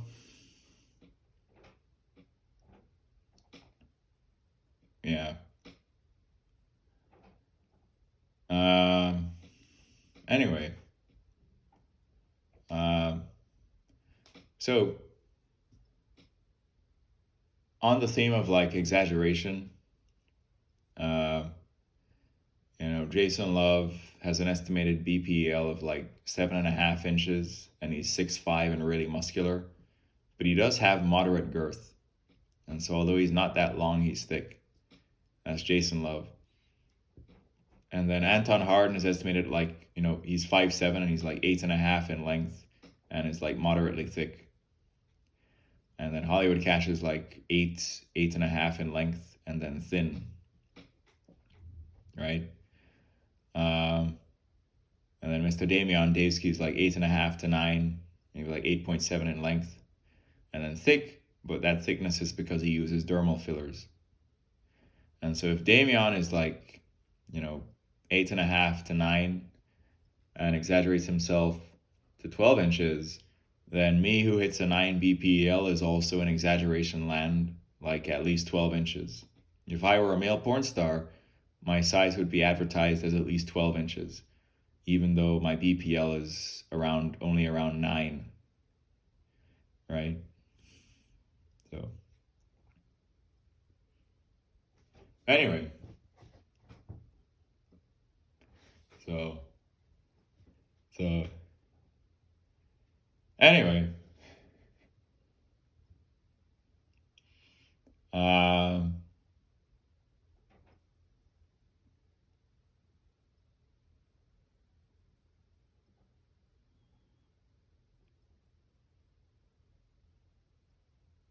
anyway, so anyway, so um, um, male porn stars are a special breed. They are getting paid. Um, they are getting paid to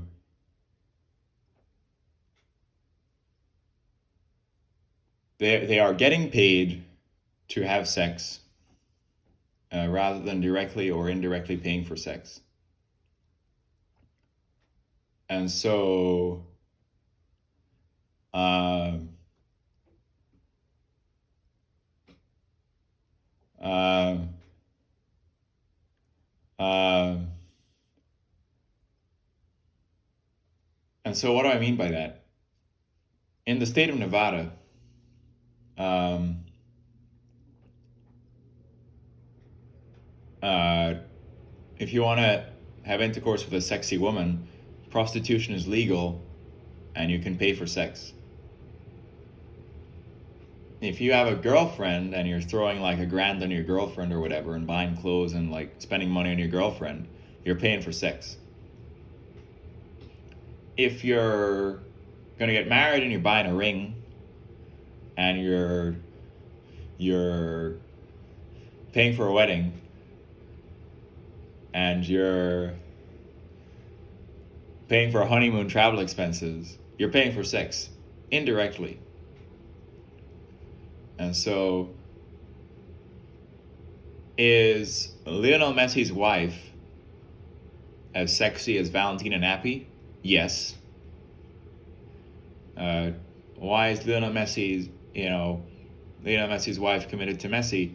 Well, Messi is one of the greatest players of all time, a millionaire, and has a millionaire lifestyle.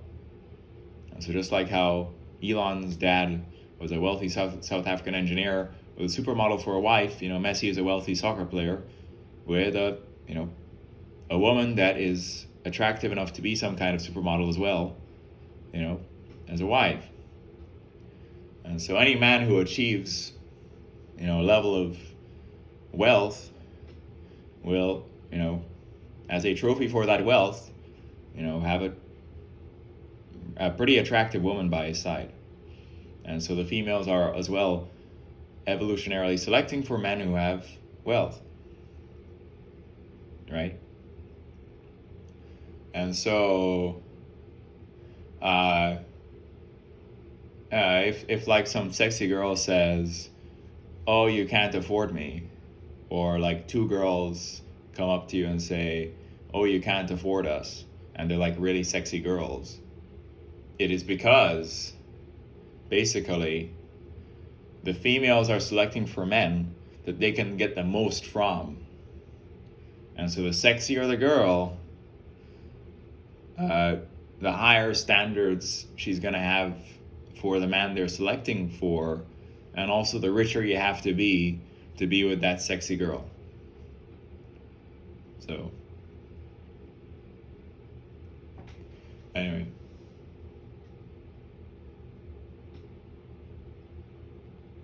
anyway, so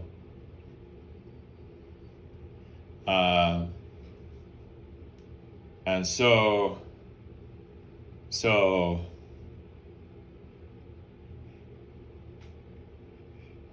so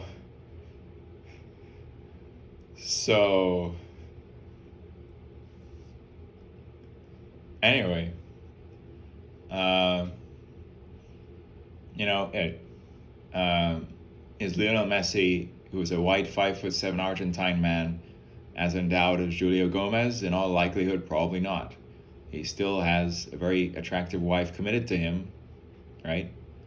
And so that Valentina Nappi, right, has a picture with like three white guys, and she's sitting on the dick of one of the white guys, and then is like holding the dicks of the other two white guys, and is like the queen who's getting all this attention.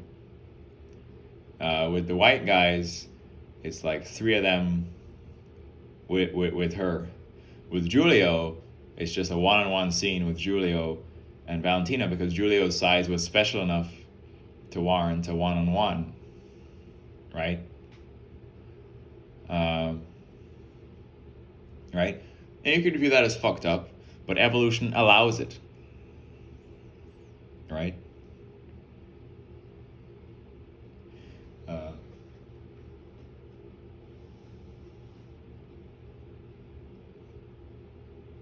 anyway,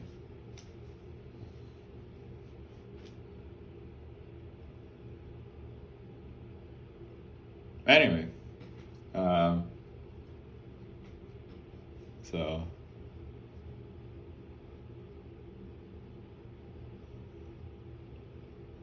um,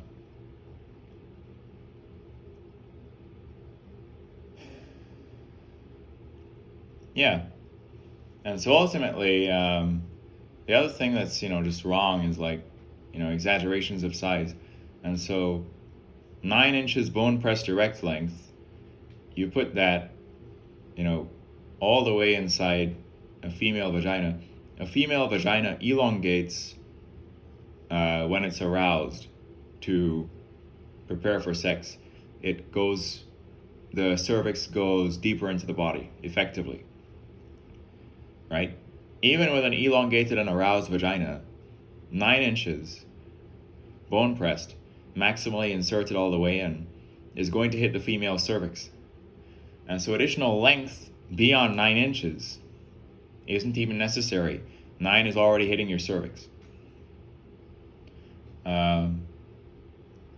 And so, as I've said, Julio typically was like a 9.5 BPEL, but then would say he was 14 inches.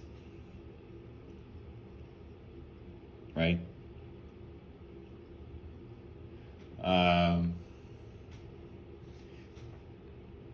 So anyway, um, anyway, so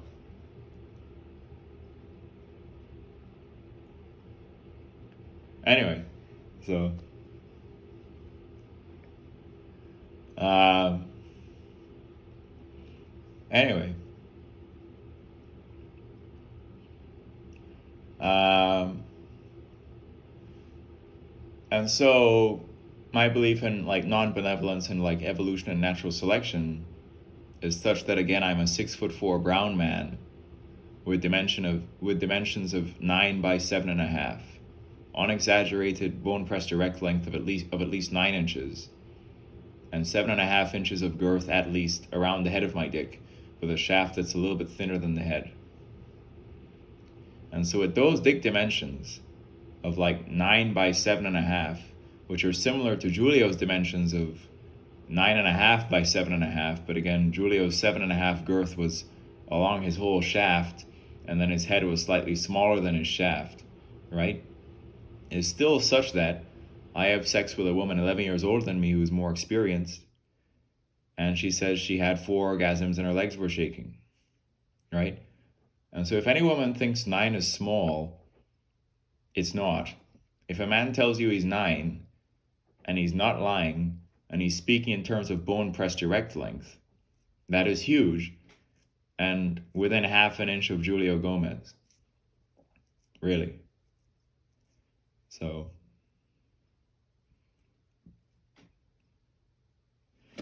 anyway.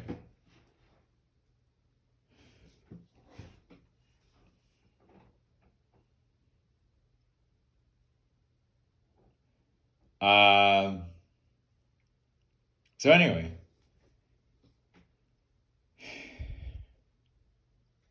Um, so anyway, we can touch on a few more wrong things. Um, while male porn stars are able to get paid from having sex instead of directly or indirectly paying for sex, um, uh, eh, they have the curse of being associated with something very base and profane, and sort of depraved, which is visible, you know public displaying of nudity as a profession, right? Um, Rather than some more respectable profession in the sciences, or contributing to civilization in a fashion that is more respected, but and more necessary. Um, but anyway, so anyway, uh, but anyway, um, um,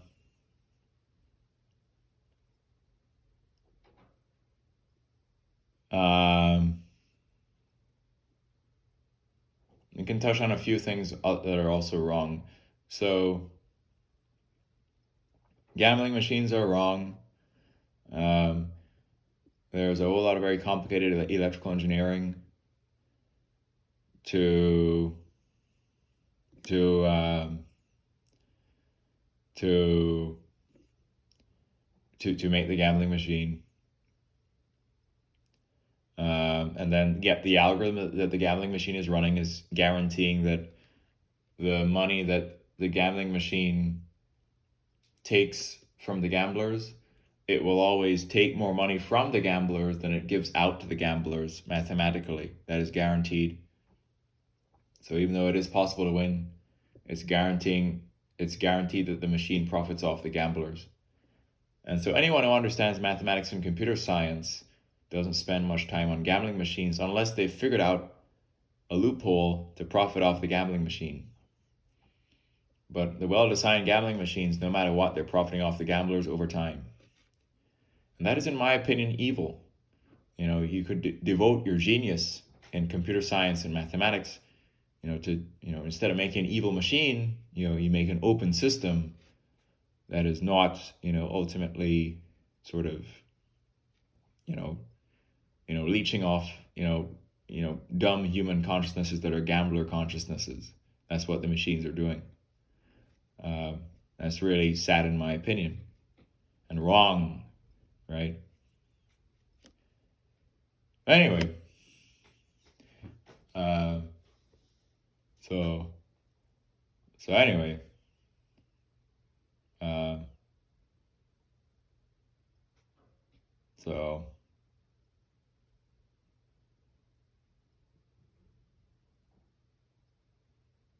um, anyway, then you have education is wrong. Why? PDF versions of textbooks used in courses are available for free online. The problem sets are often repetitive and contain you doing the same type of problem 5 times with different variables. Repetitive, redundant, busy work, waste of time, doesn't make you smarter. The lectures, they have to be delivered quickly or in a compressed fashion to meet the time constraint of the lecture, such that if the content is sufficiently complex, you will best learn it anyway from reading the textbook yourself and going through a few problems. And so for the cost of education or a degree, it's a highly inefficient system, and the institution is profiting greatly off the rats that are the students. The professors are getting rich, and the institution as a whole is getting rich. And then if you've taken out federal loans, with an institution, then you are a slave to that institution, paying off the loans for many years. After they gave you repetitive BS problem sets with sped through lectures, that you had to read the textbook anyway to get it. And the textbook is available as a free PDF online. And so for all these reasons, SpaceX, the most important thing is not your degree. The most important thing is your answer to the question, what is the evidence of exceptional engineering that you can share with us? You can share a project you did, right? If you did a self-directed engineering project where you self-taught yourself something and built something, or have this code repository where you did some software-involved project with rocketry, and it's a self-directed project, you could like, hey, there's this evidence of exceptional engineering. I did avionics for my own, my own rocket, model rocket, and launched it. Here's a video. Here's any code. Here's pictures and a detailed write-up of what I did. Right? You can do a self-directed rocketry project and learn avionics for a fraction of the cost of a degree, and say, wow, I have evidence of exceptional engineering without a degree for a fraction of the cost. And so some people who are at SpaceX, they don't have formal degrees. They just have evidence of exceptional engineering. They did self-directed projects. They could talk about those self-directed projects. In fact, a whole lot of very smart people do that, do educational initiatives outside of the formal system, because the formal system is in many ways kind of like a scam, right? Anyway. So.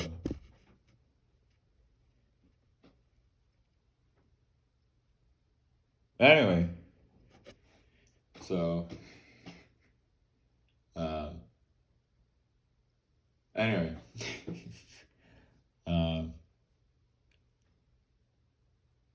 So.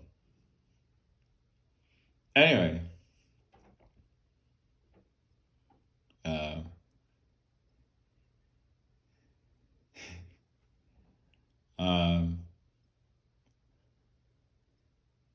Anyway, what else is wrong?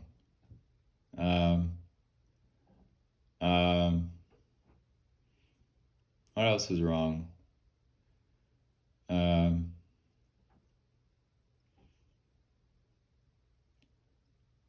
You know, the divorce rate of monogamous marriages is high in America. It might be like 50%. If you meet a person, is that, can you tell if that is the meant to be person for you?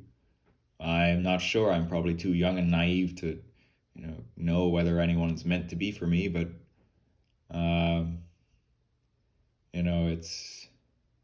it's, it's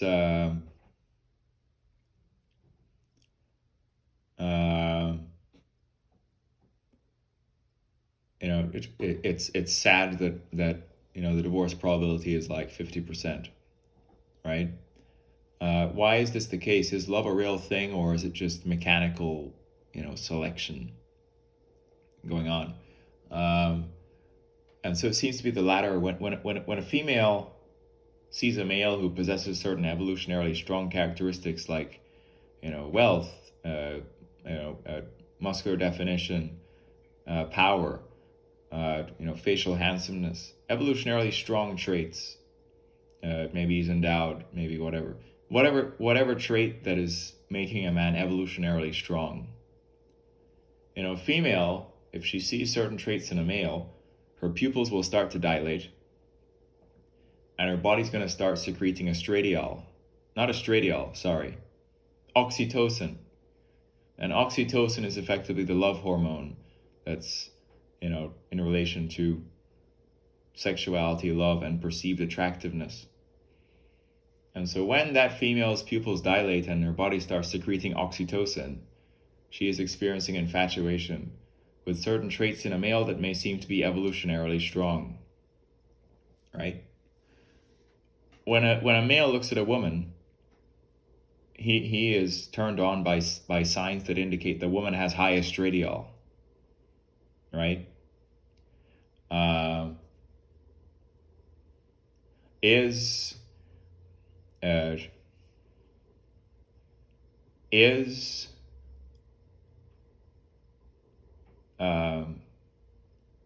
what are signs of high estradiol? When a woman's breasts are larger, right, that indicates high estradiol. Even though those larger breasts are not necessarily correlated with a larger milk supply for the offspring, those larger breasts indicate that the woman has higher estradiol or is more fertile, ultimately.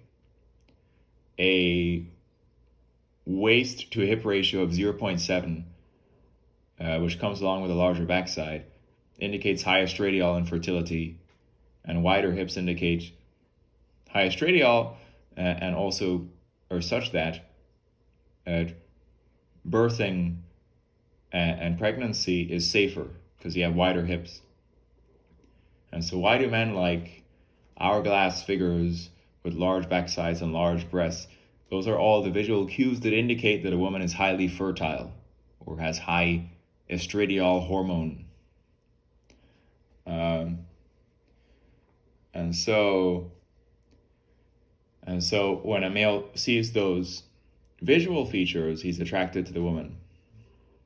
But those visual or sexual aspects of the woman, there's also the intellectual or emotional or personality aspects of the woman that also factor into a relationship, right? And so when members of the opposite sex perceive traits in each other that seem strong, there can be mutual infatuation. When mutual infatuation occurs, you can get in a committed relationship. When there's a committed relationship, you can be committed to marry each other and have offspring and raise those offspring. But none of this is necessarily governed by any good and benevolent God that is saying this is the person that is meant for you, which is why the divorce rate is so high. And so deciding to stay with a person, know that no person is necessarily meant to be for you. You need to make the choice to commit to that person and deal with the ups and downs. And if you cannot stay together in the downs, you shouldn't go through it in the first place, because there will be downs. So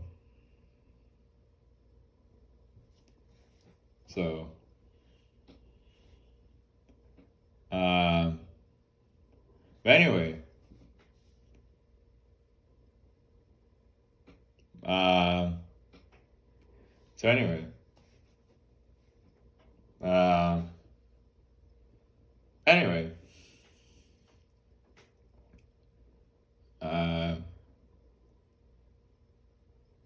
okay, so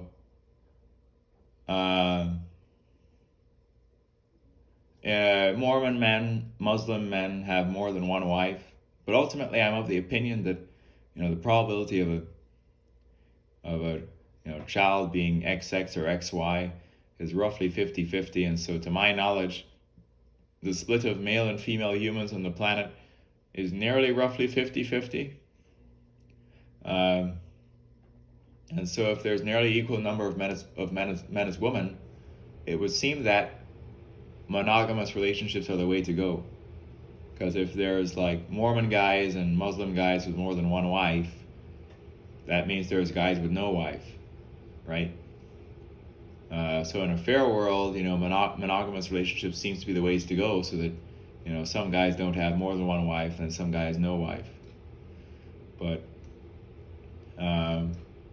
anyway,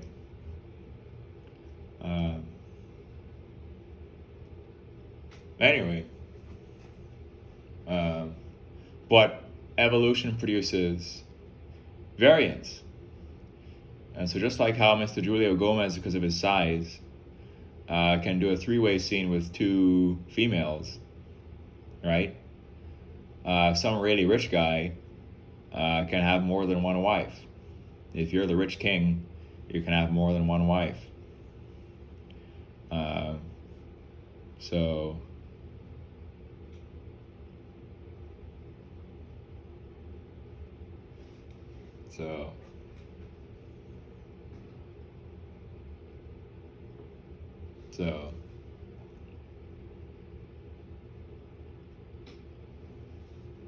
anyway,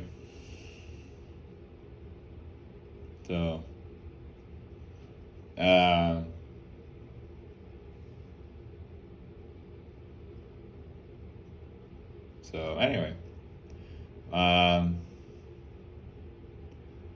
so and so there are the evolutionarily strong and the evolutionarily weak, and the strong could have more than one wife, the weak could have none.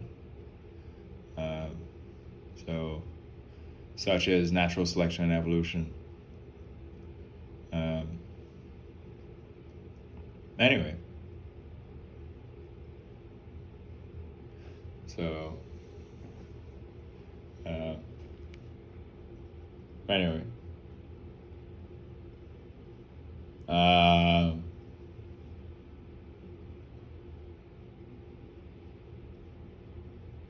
um, and so anyway, so another thing that's wrong is like people that are old and like having health problems, like struggling along, and then like eventually passing away probably painfully.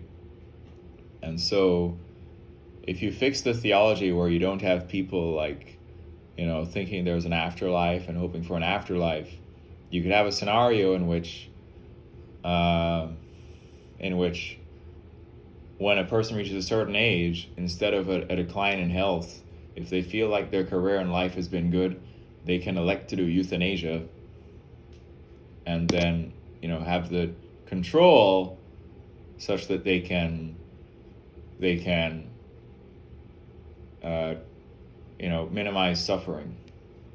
And so I believe a couple that were like two researchers at Stanford University, they did a coordinated euthanasia. They were getting old, their research careers were over, and they're satisfied. And this Stanford researcher couple just made the choice to do a coordinated euthanasia, and that's it. So if you've ever seen the movie The Giver, where they have released to elsewhere, where there's like some injection and it kills them, right? You might consider that as dystopian and gray and too much control that takes away the beauty of unknowability of natural evolved life. But ultimately, I see that people should be able to have the choice that after they're happy with their careers and in a good place, instead of declining health and pain, they could have a euthanasia ceremony, and it would be understood that there's no proof of any afterlife, and the person's contributions would be celebrated. So anyway, uh, anyway, so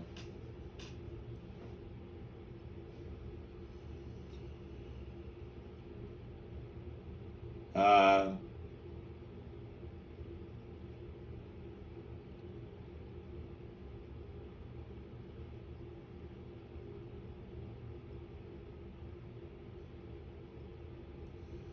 so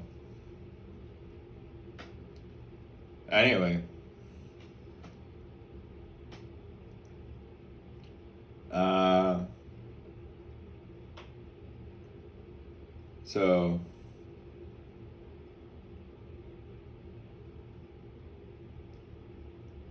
uh,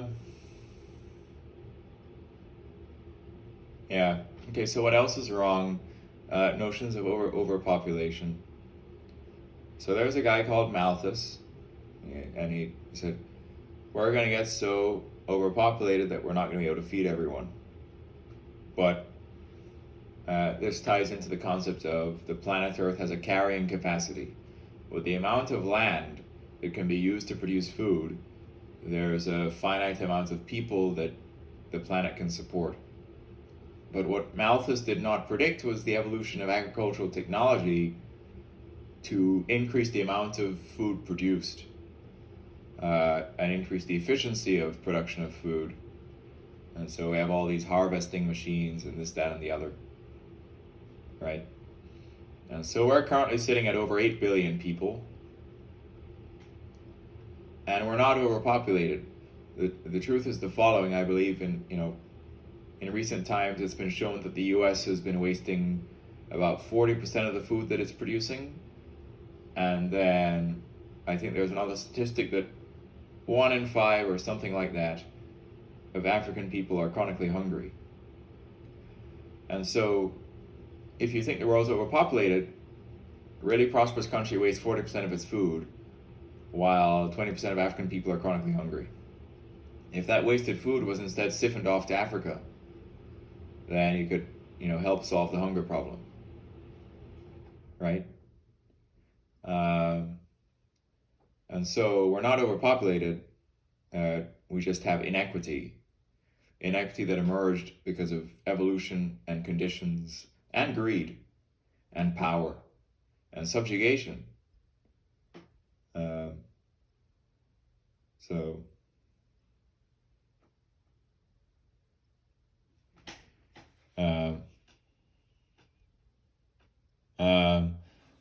and so there's people who own mansions worth millions of dollars, and there's people on the street.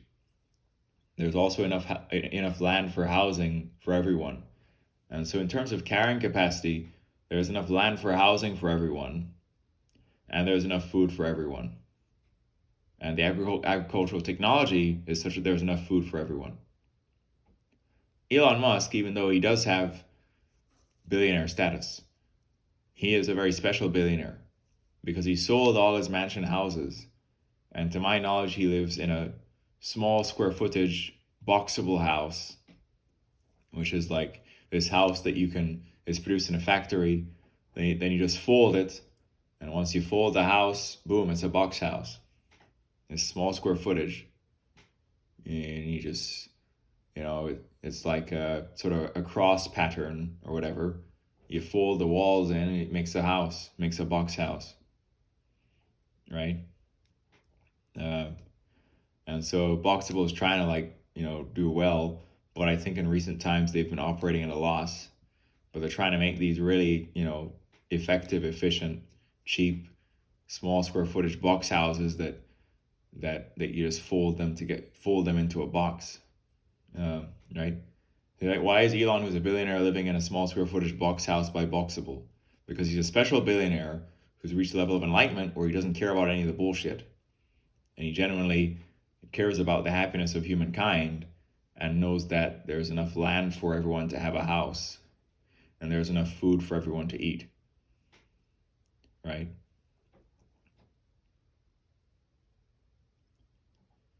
So, but anyway,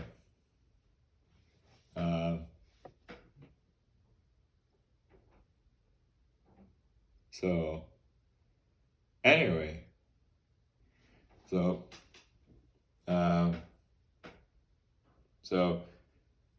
yeah. Anyway, so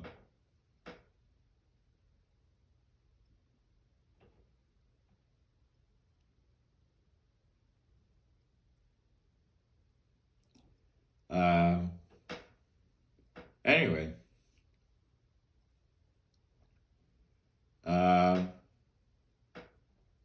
so in terms of climate, I've been using a banking alternative that does not invest my money in oil and then plants trees. And so originally this was called aspiration, but now it is called GreenFi.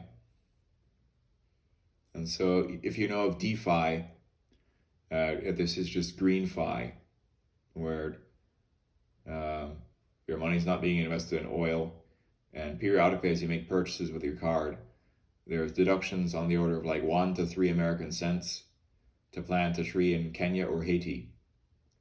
And these people are employed to plant the trees. It enhances their livelihood. And so I've been using them since the middle of 2021, and my personal tree count is nearing 800, right? And when those trees become fully sized, that's enough sequestering power to take the emissions of 80 cars, nullify the emissions of 80 cars. Maybe I'm saying that too quickly. nullify the emissions of 80 or 80 cars for about 1 year. So, um, and so, um, anyway, however, indeed, the total tree count for green phi as a whole is in the millions. So, anyway, um,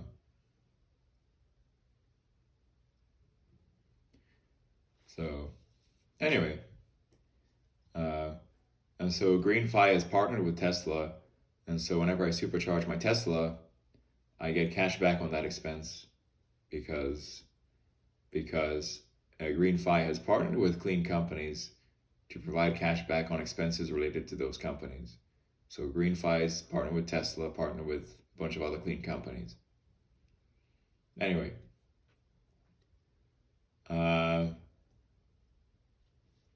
so yeah, I've touched on a lot of information so far, and I'm just going to keep on talking because this channel is really my outlet to share my unique enlightenment with other consciousness. I'm pretty sure that everything I've said here is correct. And so the character or name Deus Ex Machina means God from the machine. It means the character who turns a hopeless situation into a happy ending. I don't have any sort of delusion that I am so special as to be the one consciousness who with his enlightenment, turns this dystopian mess into utopia. But, however, I will act as if my ideas are so unique and my nearness to the truth is so correct that indeed I could change everything. If I get attention, if my ideas are considered for reform. So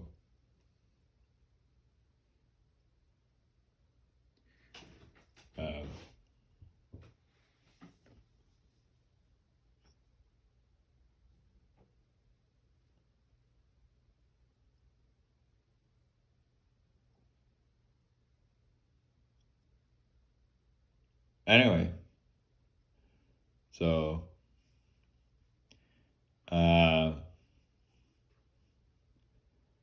so anyway, so yeah, other things that are wrong. So I've seen recent things on YouTube where there's this petition, file a claim for YouTube addiction. Is YouTube addiction making you suicidal or depressed? And so you can file this suit or claim for a lawsuit or whatever against YouTube for YouTube addiction causing depression or suicidal thoughts. And so the machine that is YouTube consists of a bunch of software engineers. What are the software engineers doing? Utilizing machine learning to maximally learn about each user, and from that user's brain, learn what they like to watch, such that they can maximize the screen time or view time of that user. And if you maximize that user's screen time, you maximize the number of ads that you can show to that user. And of course, the companies that are paying YouTube to display their ads on the YouTube platform make YouTube rich. And so inherently, you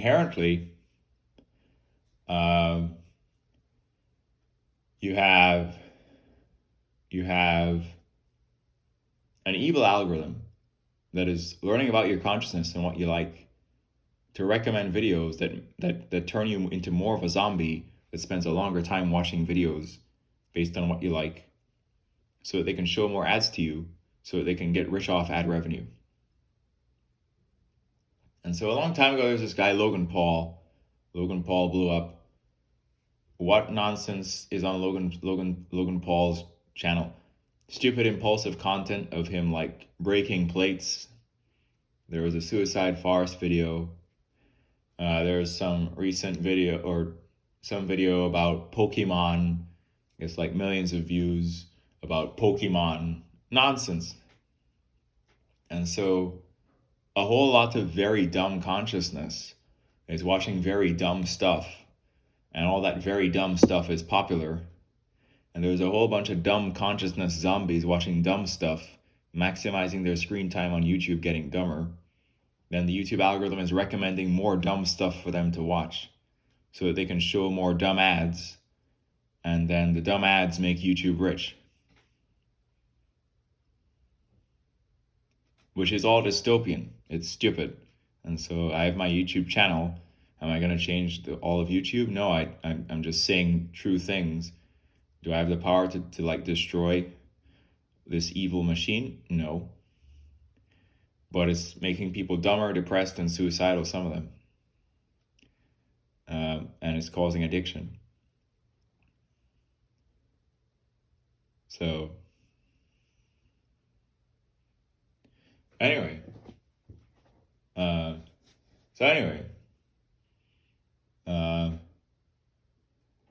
So anyway.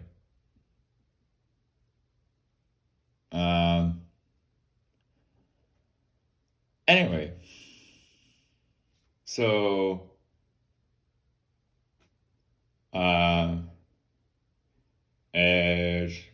let's see.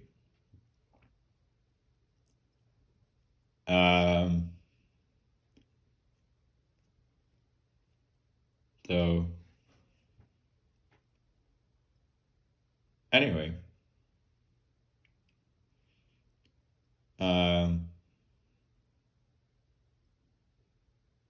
So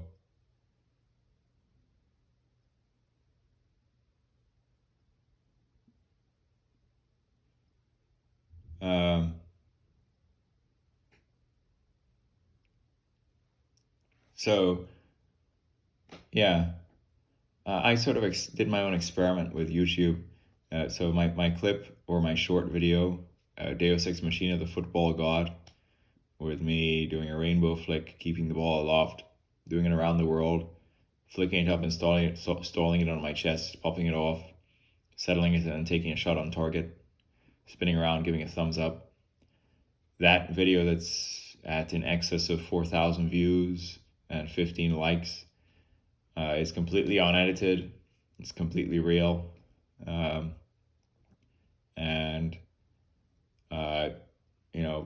I included the word God in the title as a sort of experiment to see, whether that would make it blow up. And so indeed, with a thumbnail with me looking serious at like a ball midair with all the flags of the world in the background, with a title, The Football God, it indeed blew up. Now, that thumbnail I didn't intentionally choose. YouTube chose it automatically. And so I may need to learn more about the way YouTube automatically chooses thumbnails for shorts, whether it is random or whether there is some algorithm assessing the frames of the short to choose one that is ideal. But anyway, within the first 15 minutes, the video had over 1,000 views, and it's currently, exceeding 4,100. So anyway, which is nothing in comparison to a short of Marcus Rashford in a professional game, executing an elastico on the left wing that is also a nutmeg elastico, which has millions of views. Hey, it's Marcus Rashford doing a nutmeg elastico on the left wing. Millions of views for that short. Anyway.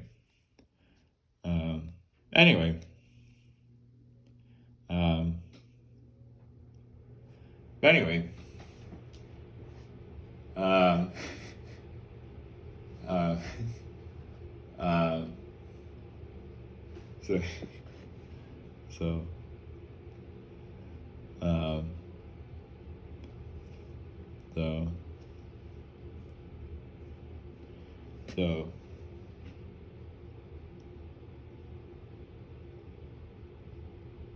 so um, anyway, so I'll talk about another thing that's wrong. Um, talk about another thing that's wrong. Uh, the crazy salaries of athletes. So while it is immensely hard to function as one of the best in the world at any given sport, the way that they can earn millions a year as an athlete is really absurd. And so Cristiano Ronaldo at 40 years old is earning nearly 280. That's right, 280 million in 1 year. As a 40-year-old, in in in in the Middle East. And so and so and so um uh if you look at the highlights, from his games in the Saudi League, uh there's a few decent goals. There's one goal where he hits a volley that like ricochets off the crossbar and in.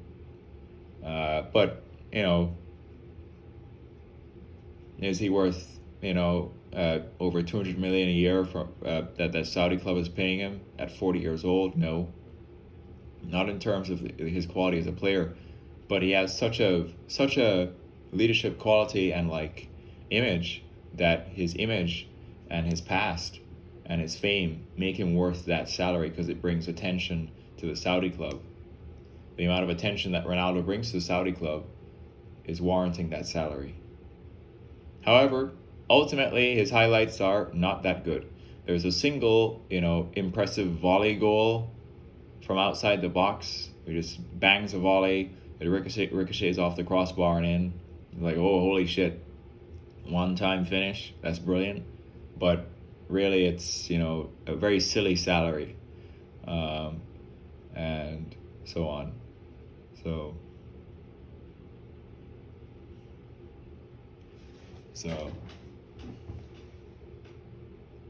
anyway.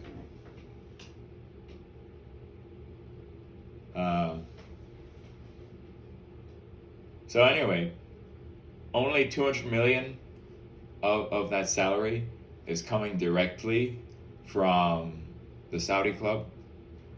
The other 80 million is like advertising money and all the other ad deals he does. So anyway, so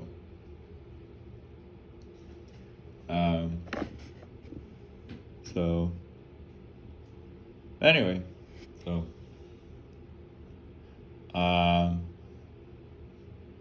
and so Marcus Rashford in the past has been earning like 12 million a year. He didn't go to college.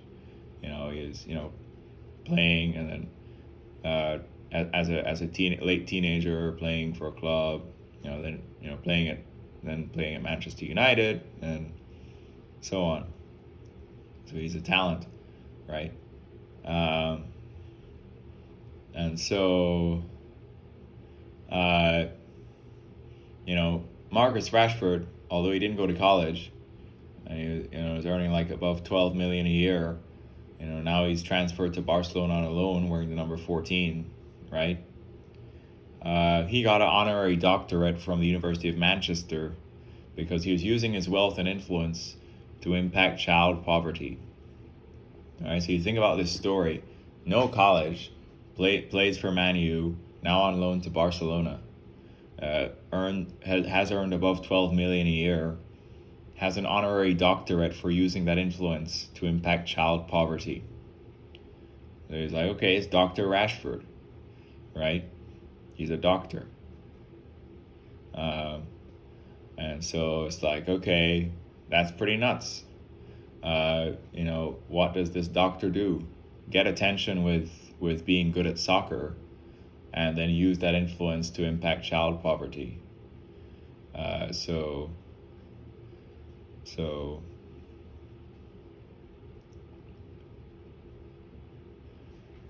so, so. Anyway, anyway,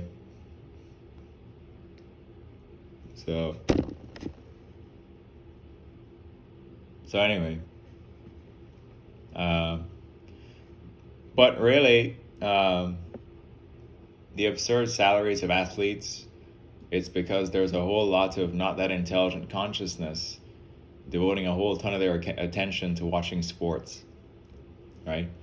And so a whole, like, when Elon was like working, 80, 100-hour work weeks doing technical stuff, did he have time to like watch much sports? No.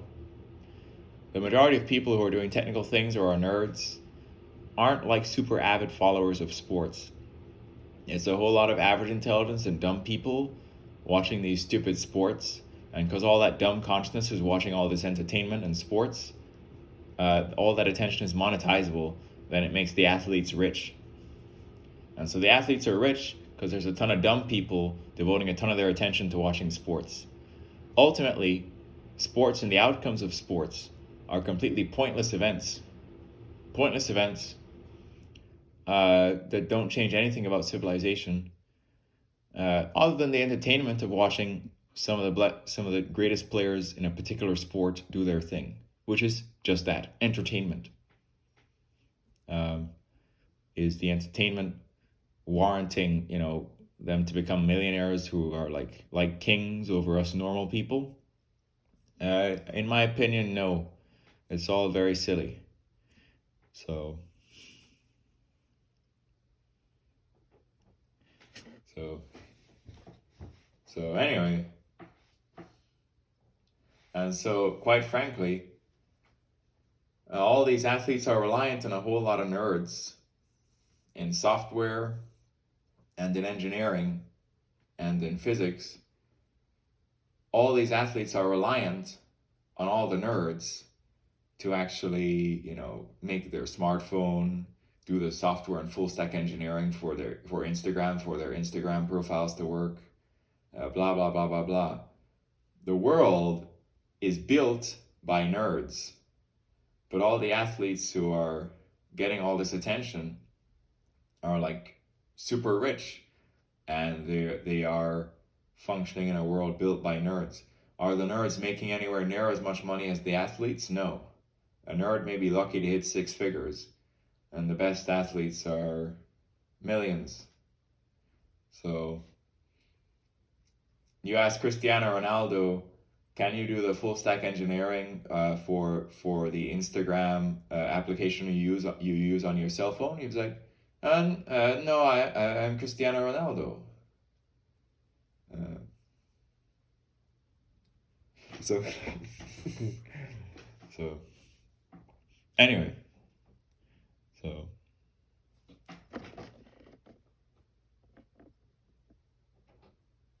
so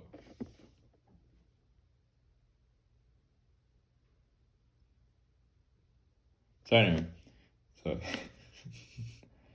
um, so anyway, um,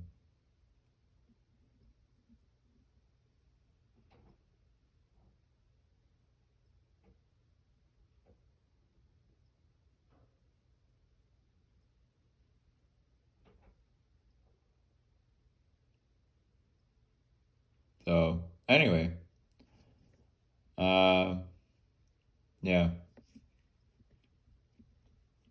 So um, yeah. So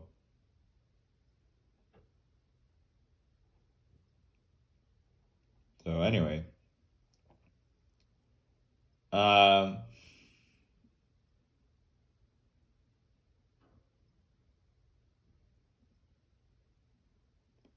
anyway,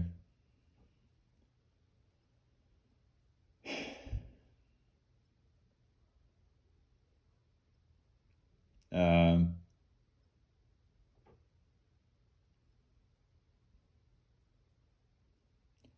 yeah, um,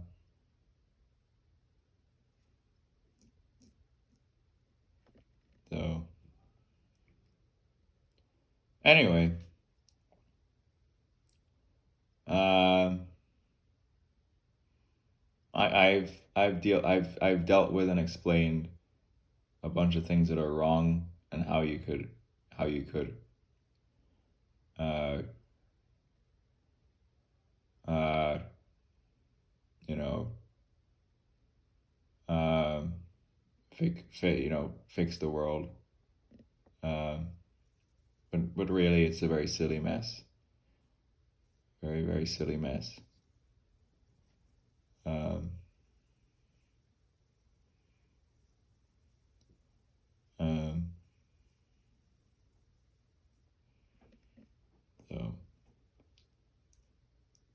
uh, so,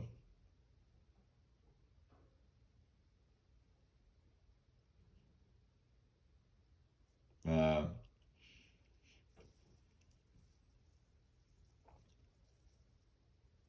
uh, so in this video, I've addressed why everything is wrong, um, and how to change that.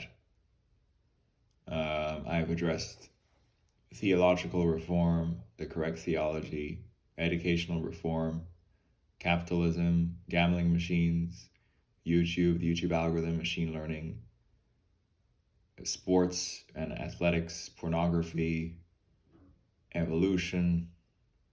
Um, but lest I forget to make this video, I've addressed overpopulation. We're not overpopulated. Allocation of land for housing, allocation of food, um, wasting of food, chronic hunger. Um, um, um, um,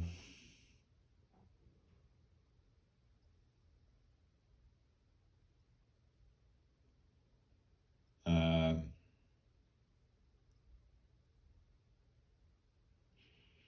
um,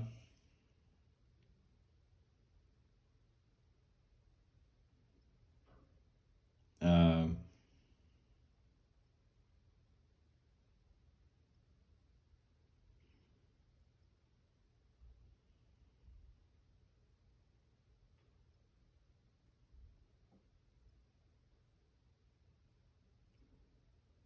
um,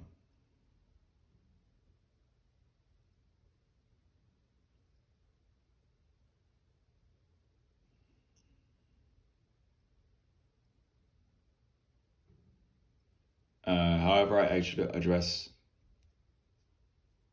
the other thing, which is um, production of unhealthy foods.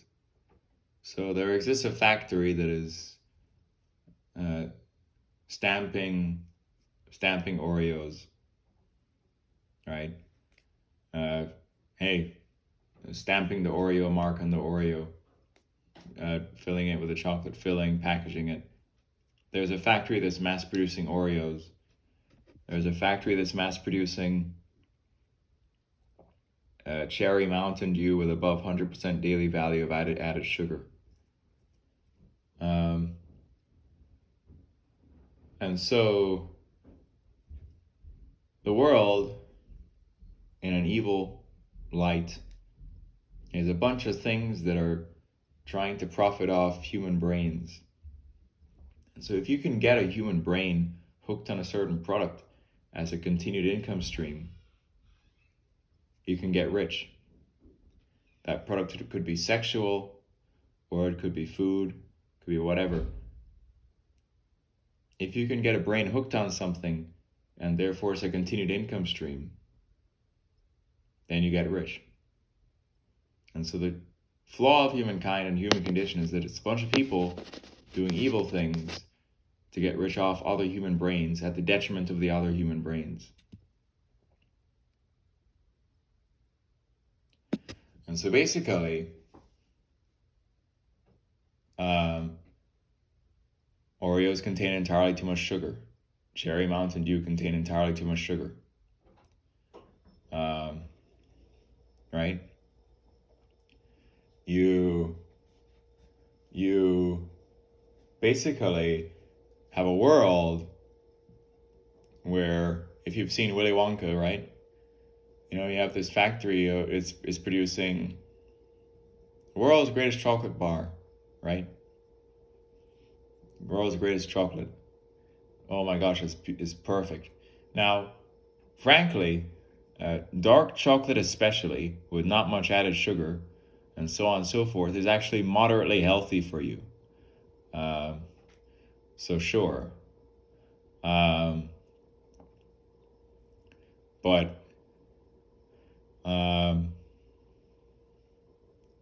anyway, but you have all these evil companies mass producing addicting unhealthy foods, then getting rich off all the brains that are addicted to those foods. And so if you look at American diabetes and obesity statistics, they're not good. But it's precisely because these evil companies exist that are churning out these unhealthy, addicting foods that are like hacking into your brain to make you addicted based on their optimized recipe and formula, right? And texture. All that was thought through. So anyway, so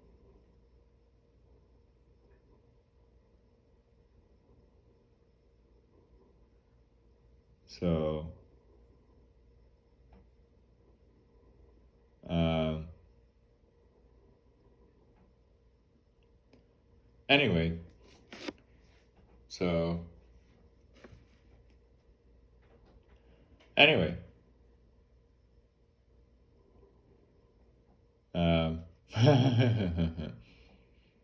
so so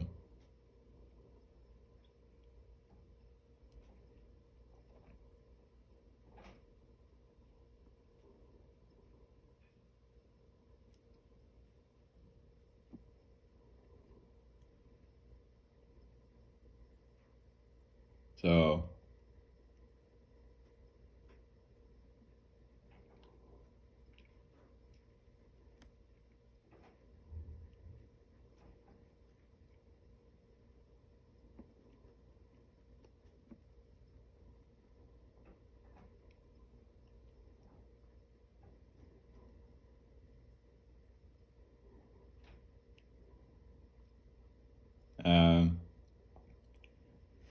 so anyway, so I pretty much only buy like healthy groceries to make my own meals. I buy some bread. I buy organic lettuce. I buy nice tomatoes. I buy hamburger meat. I buy, hamburger beef. I buy spaghetti produced, which is a product of Egypt. I buy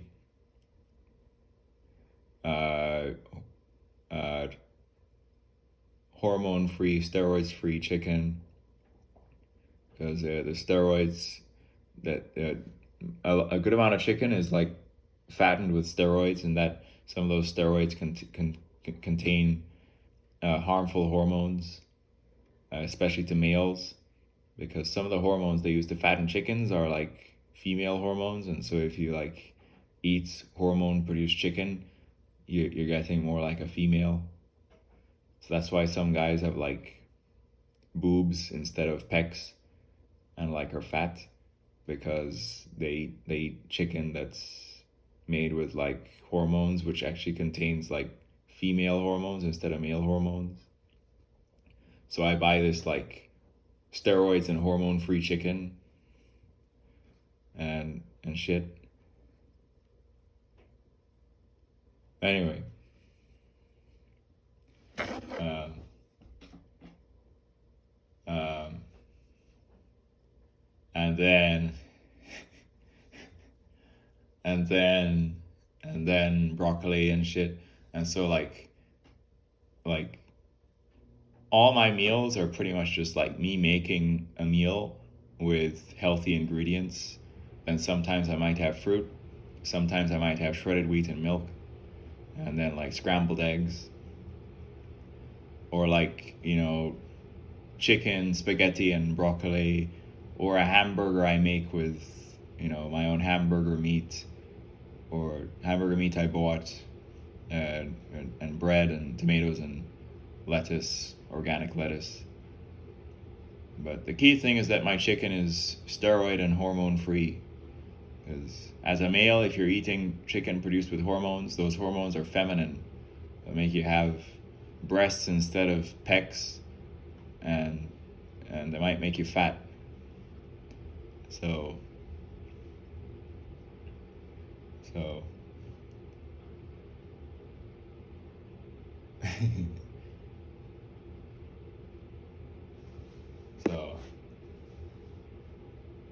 anyway, so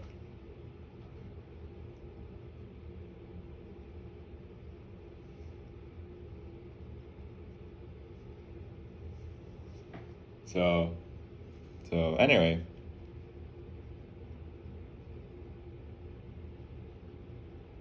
so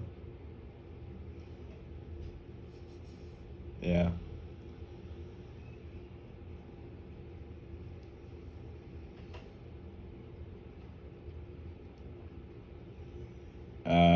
Yeah, so don't buy any factory optimized addicting products. They're stupid. Um, so, uh, Dave's Hot Chicken, uh, their meal consists of like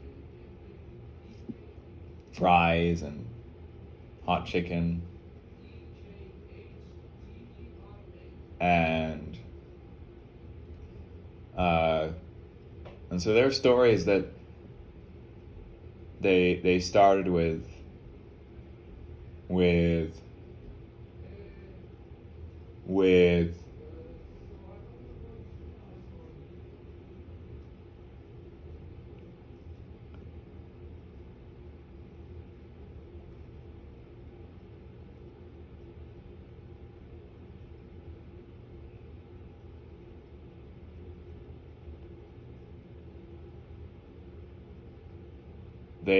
they started with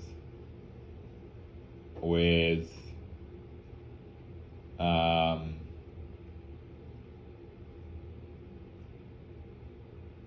um, they started with like $900 and a few people in a parking lot or whatever, and they decided to make this optimized addicting spicy chicken. And so their story was that basically where they had their breakthrough was when this guy involved with the media, the news media and reporting, decided to stop by and try their chicken, and he published an article with a title, "This late night chicken will blow your mind." And once that article was published on whatever platform, they got a lot of attention, and they're like, "Oh wow, this spicy chicken is beautiful. It's like amazing." And so Dave's Hot Chicken blew up. It started with $900 and like four guys and like in a parking lot. And then it was the publishing of that article promoting them that was the tipping point that made them blow up. So now they're very successful. You buy a typical Dave's Hot Chicken meal. It consists of, deep fried fries, 2 tenders, and Dave's sauce, and 2 pieces of bread. You're like, well, deep fried fries may contain a bit too much fat. Is the chicken created from hormone-free chicken or steroids chicken? Don't know. Could be steroids chicken. Uh, um, um, and so you're like, oh my god, these Dave's Hot Chicken tenders are like so spicy and addicting. Yeah, they optimized the recipe to make the chicken addicting. In their statement on the wall, they tell you how they got started, and they explicitly say, and we just keep on making this addicting chicken. And so all these people are just like eating this spicy chicken and deep fried fries and like bread, and it's just like the deep fried fries have too much fat. The chicken, I don't know if it's made from hormone free chicken or not, and it's like, the bread is the bread. There's no vegetables. There's no whatever the fuck. Right? And let's say it costs $12, $13 for that meal, right? Where you can buy a pack of like 5, heavy hormone-free chicken breasts for like $15, right? And that's enough chicken meat to make like 5 dinners, instead of for $13 for a single meal with only two chicken tenders, and right, and so it's evil, it's stupid, and so they intentionally made an addicting recipe. Then they're profiting off all these brains that are hooked to their formula. And those 4 guys that founded Dave's Hot Chicken, they're rich, right? Off making something that is ultimately not necessarily for the welfare of the public. It's this, this addicting chicken, and all the brains are just like, oh my gosh, the addicting chicken recipe is so good. Anyway, so I of course use hormone-free chicken and use like coconut oil and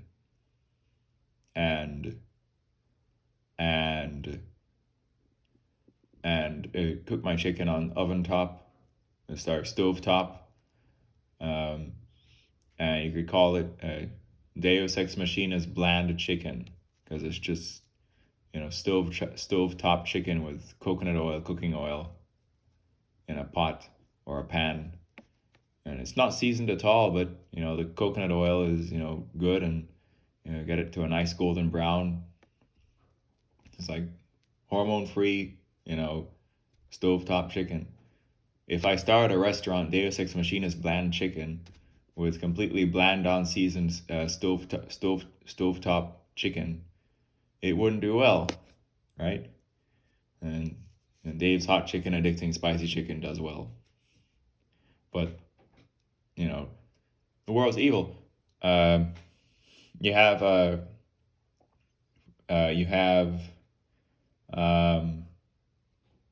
voodoo donuts. What's a donut? Contains entirely too much sugar. Blah blah blah. Eat this donut. It's like, this is diabetes in a ring.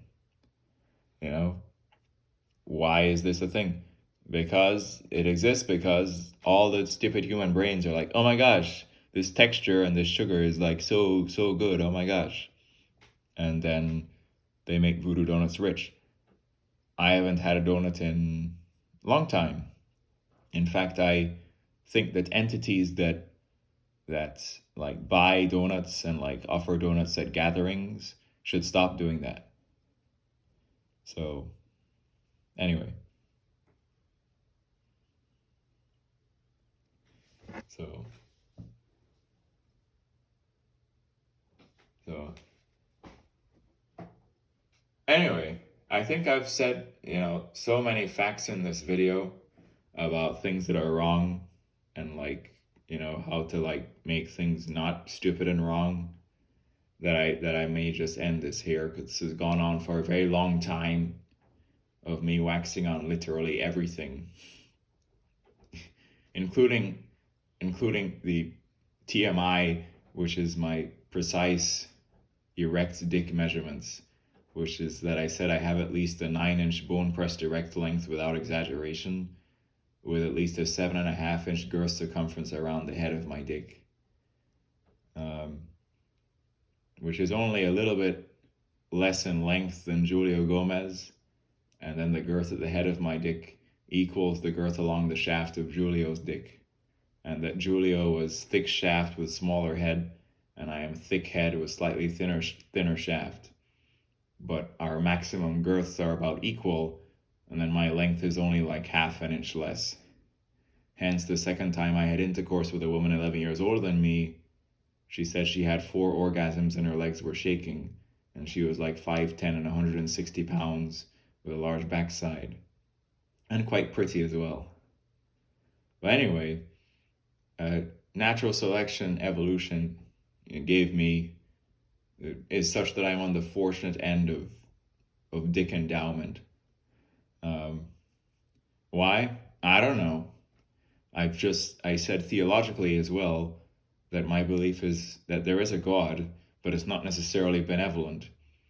And the variance in human experience and human attributes, such that there are 3-inch when erect micropenises, and then mine, which is triple the size of that, is such that nothing benevolent is allowing that variance.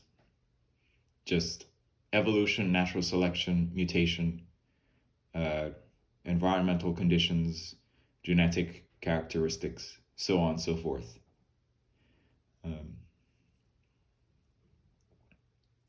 Anyway, so with all that I've said in this video,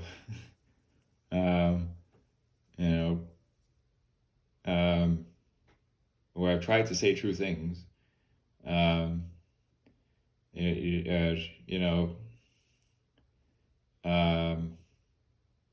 do hope that these ideas will inform and reform the world around me. And so with that said, Deus Ex Machina, out.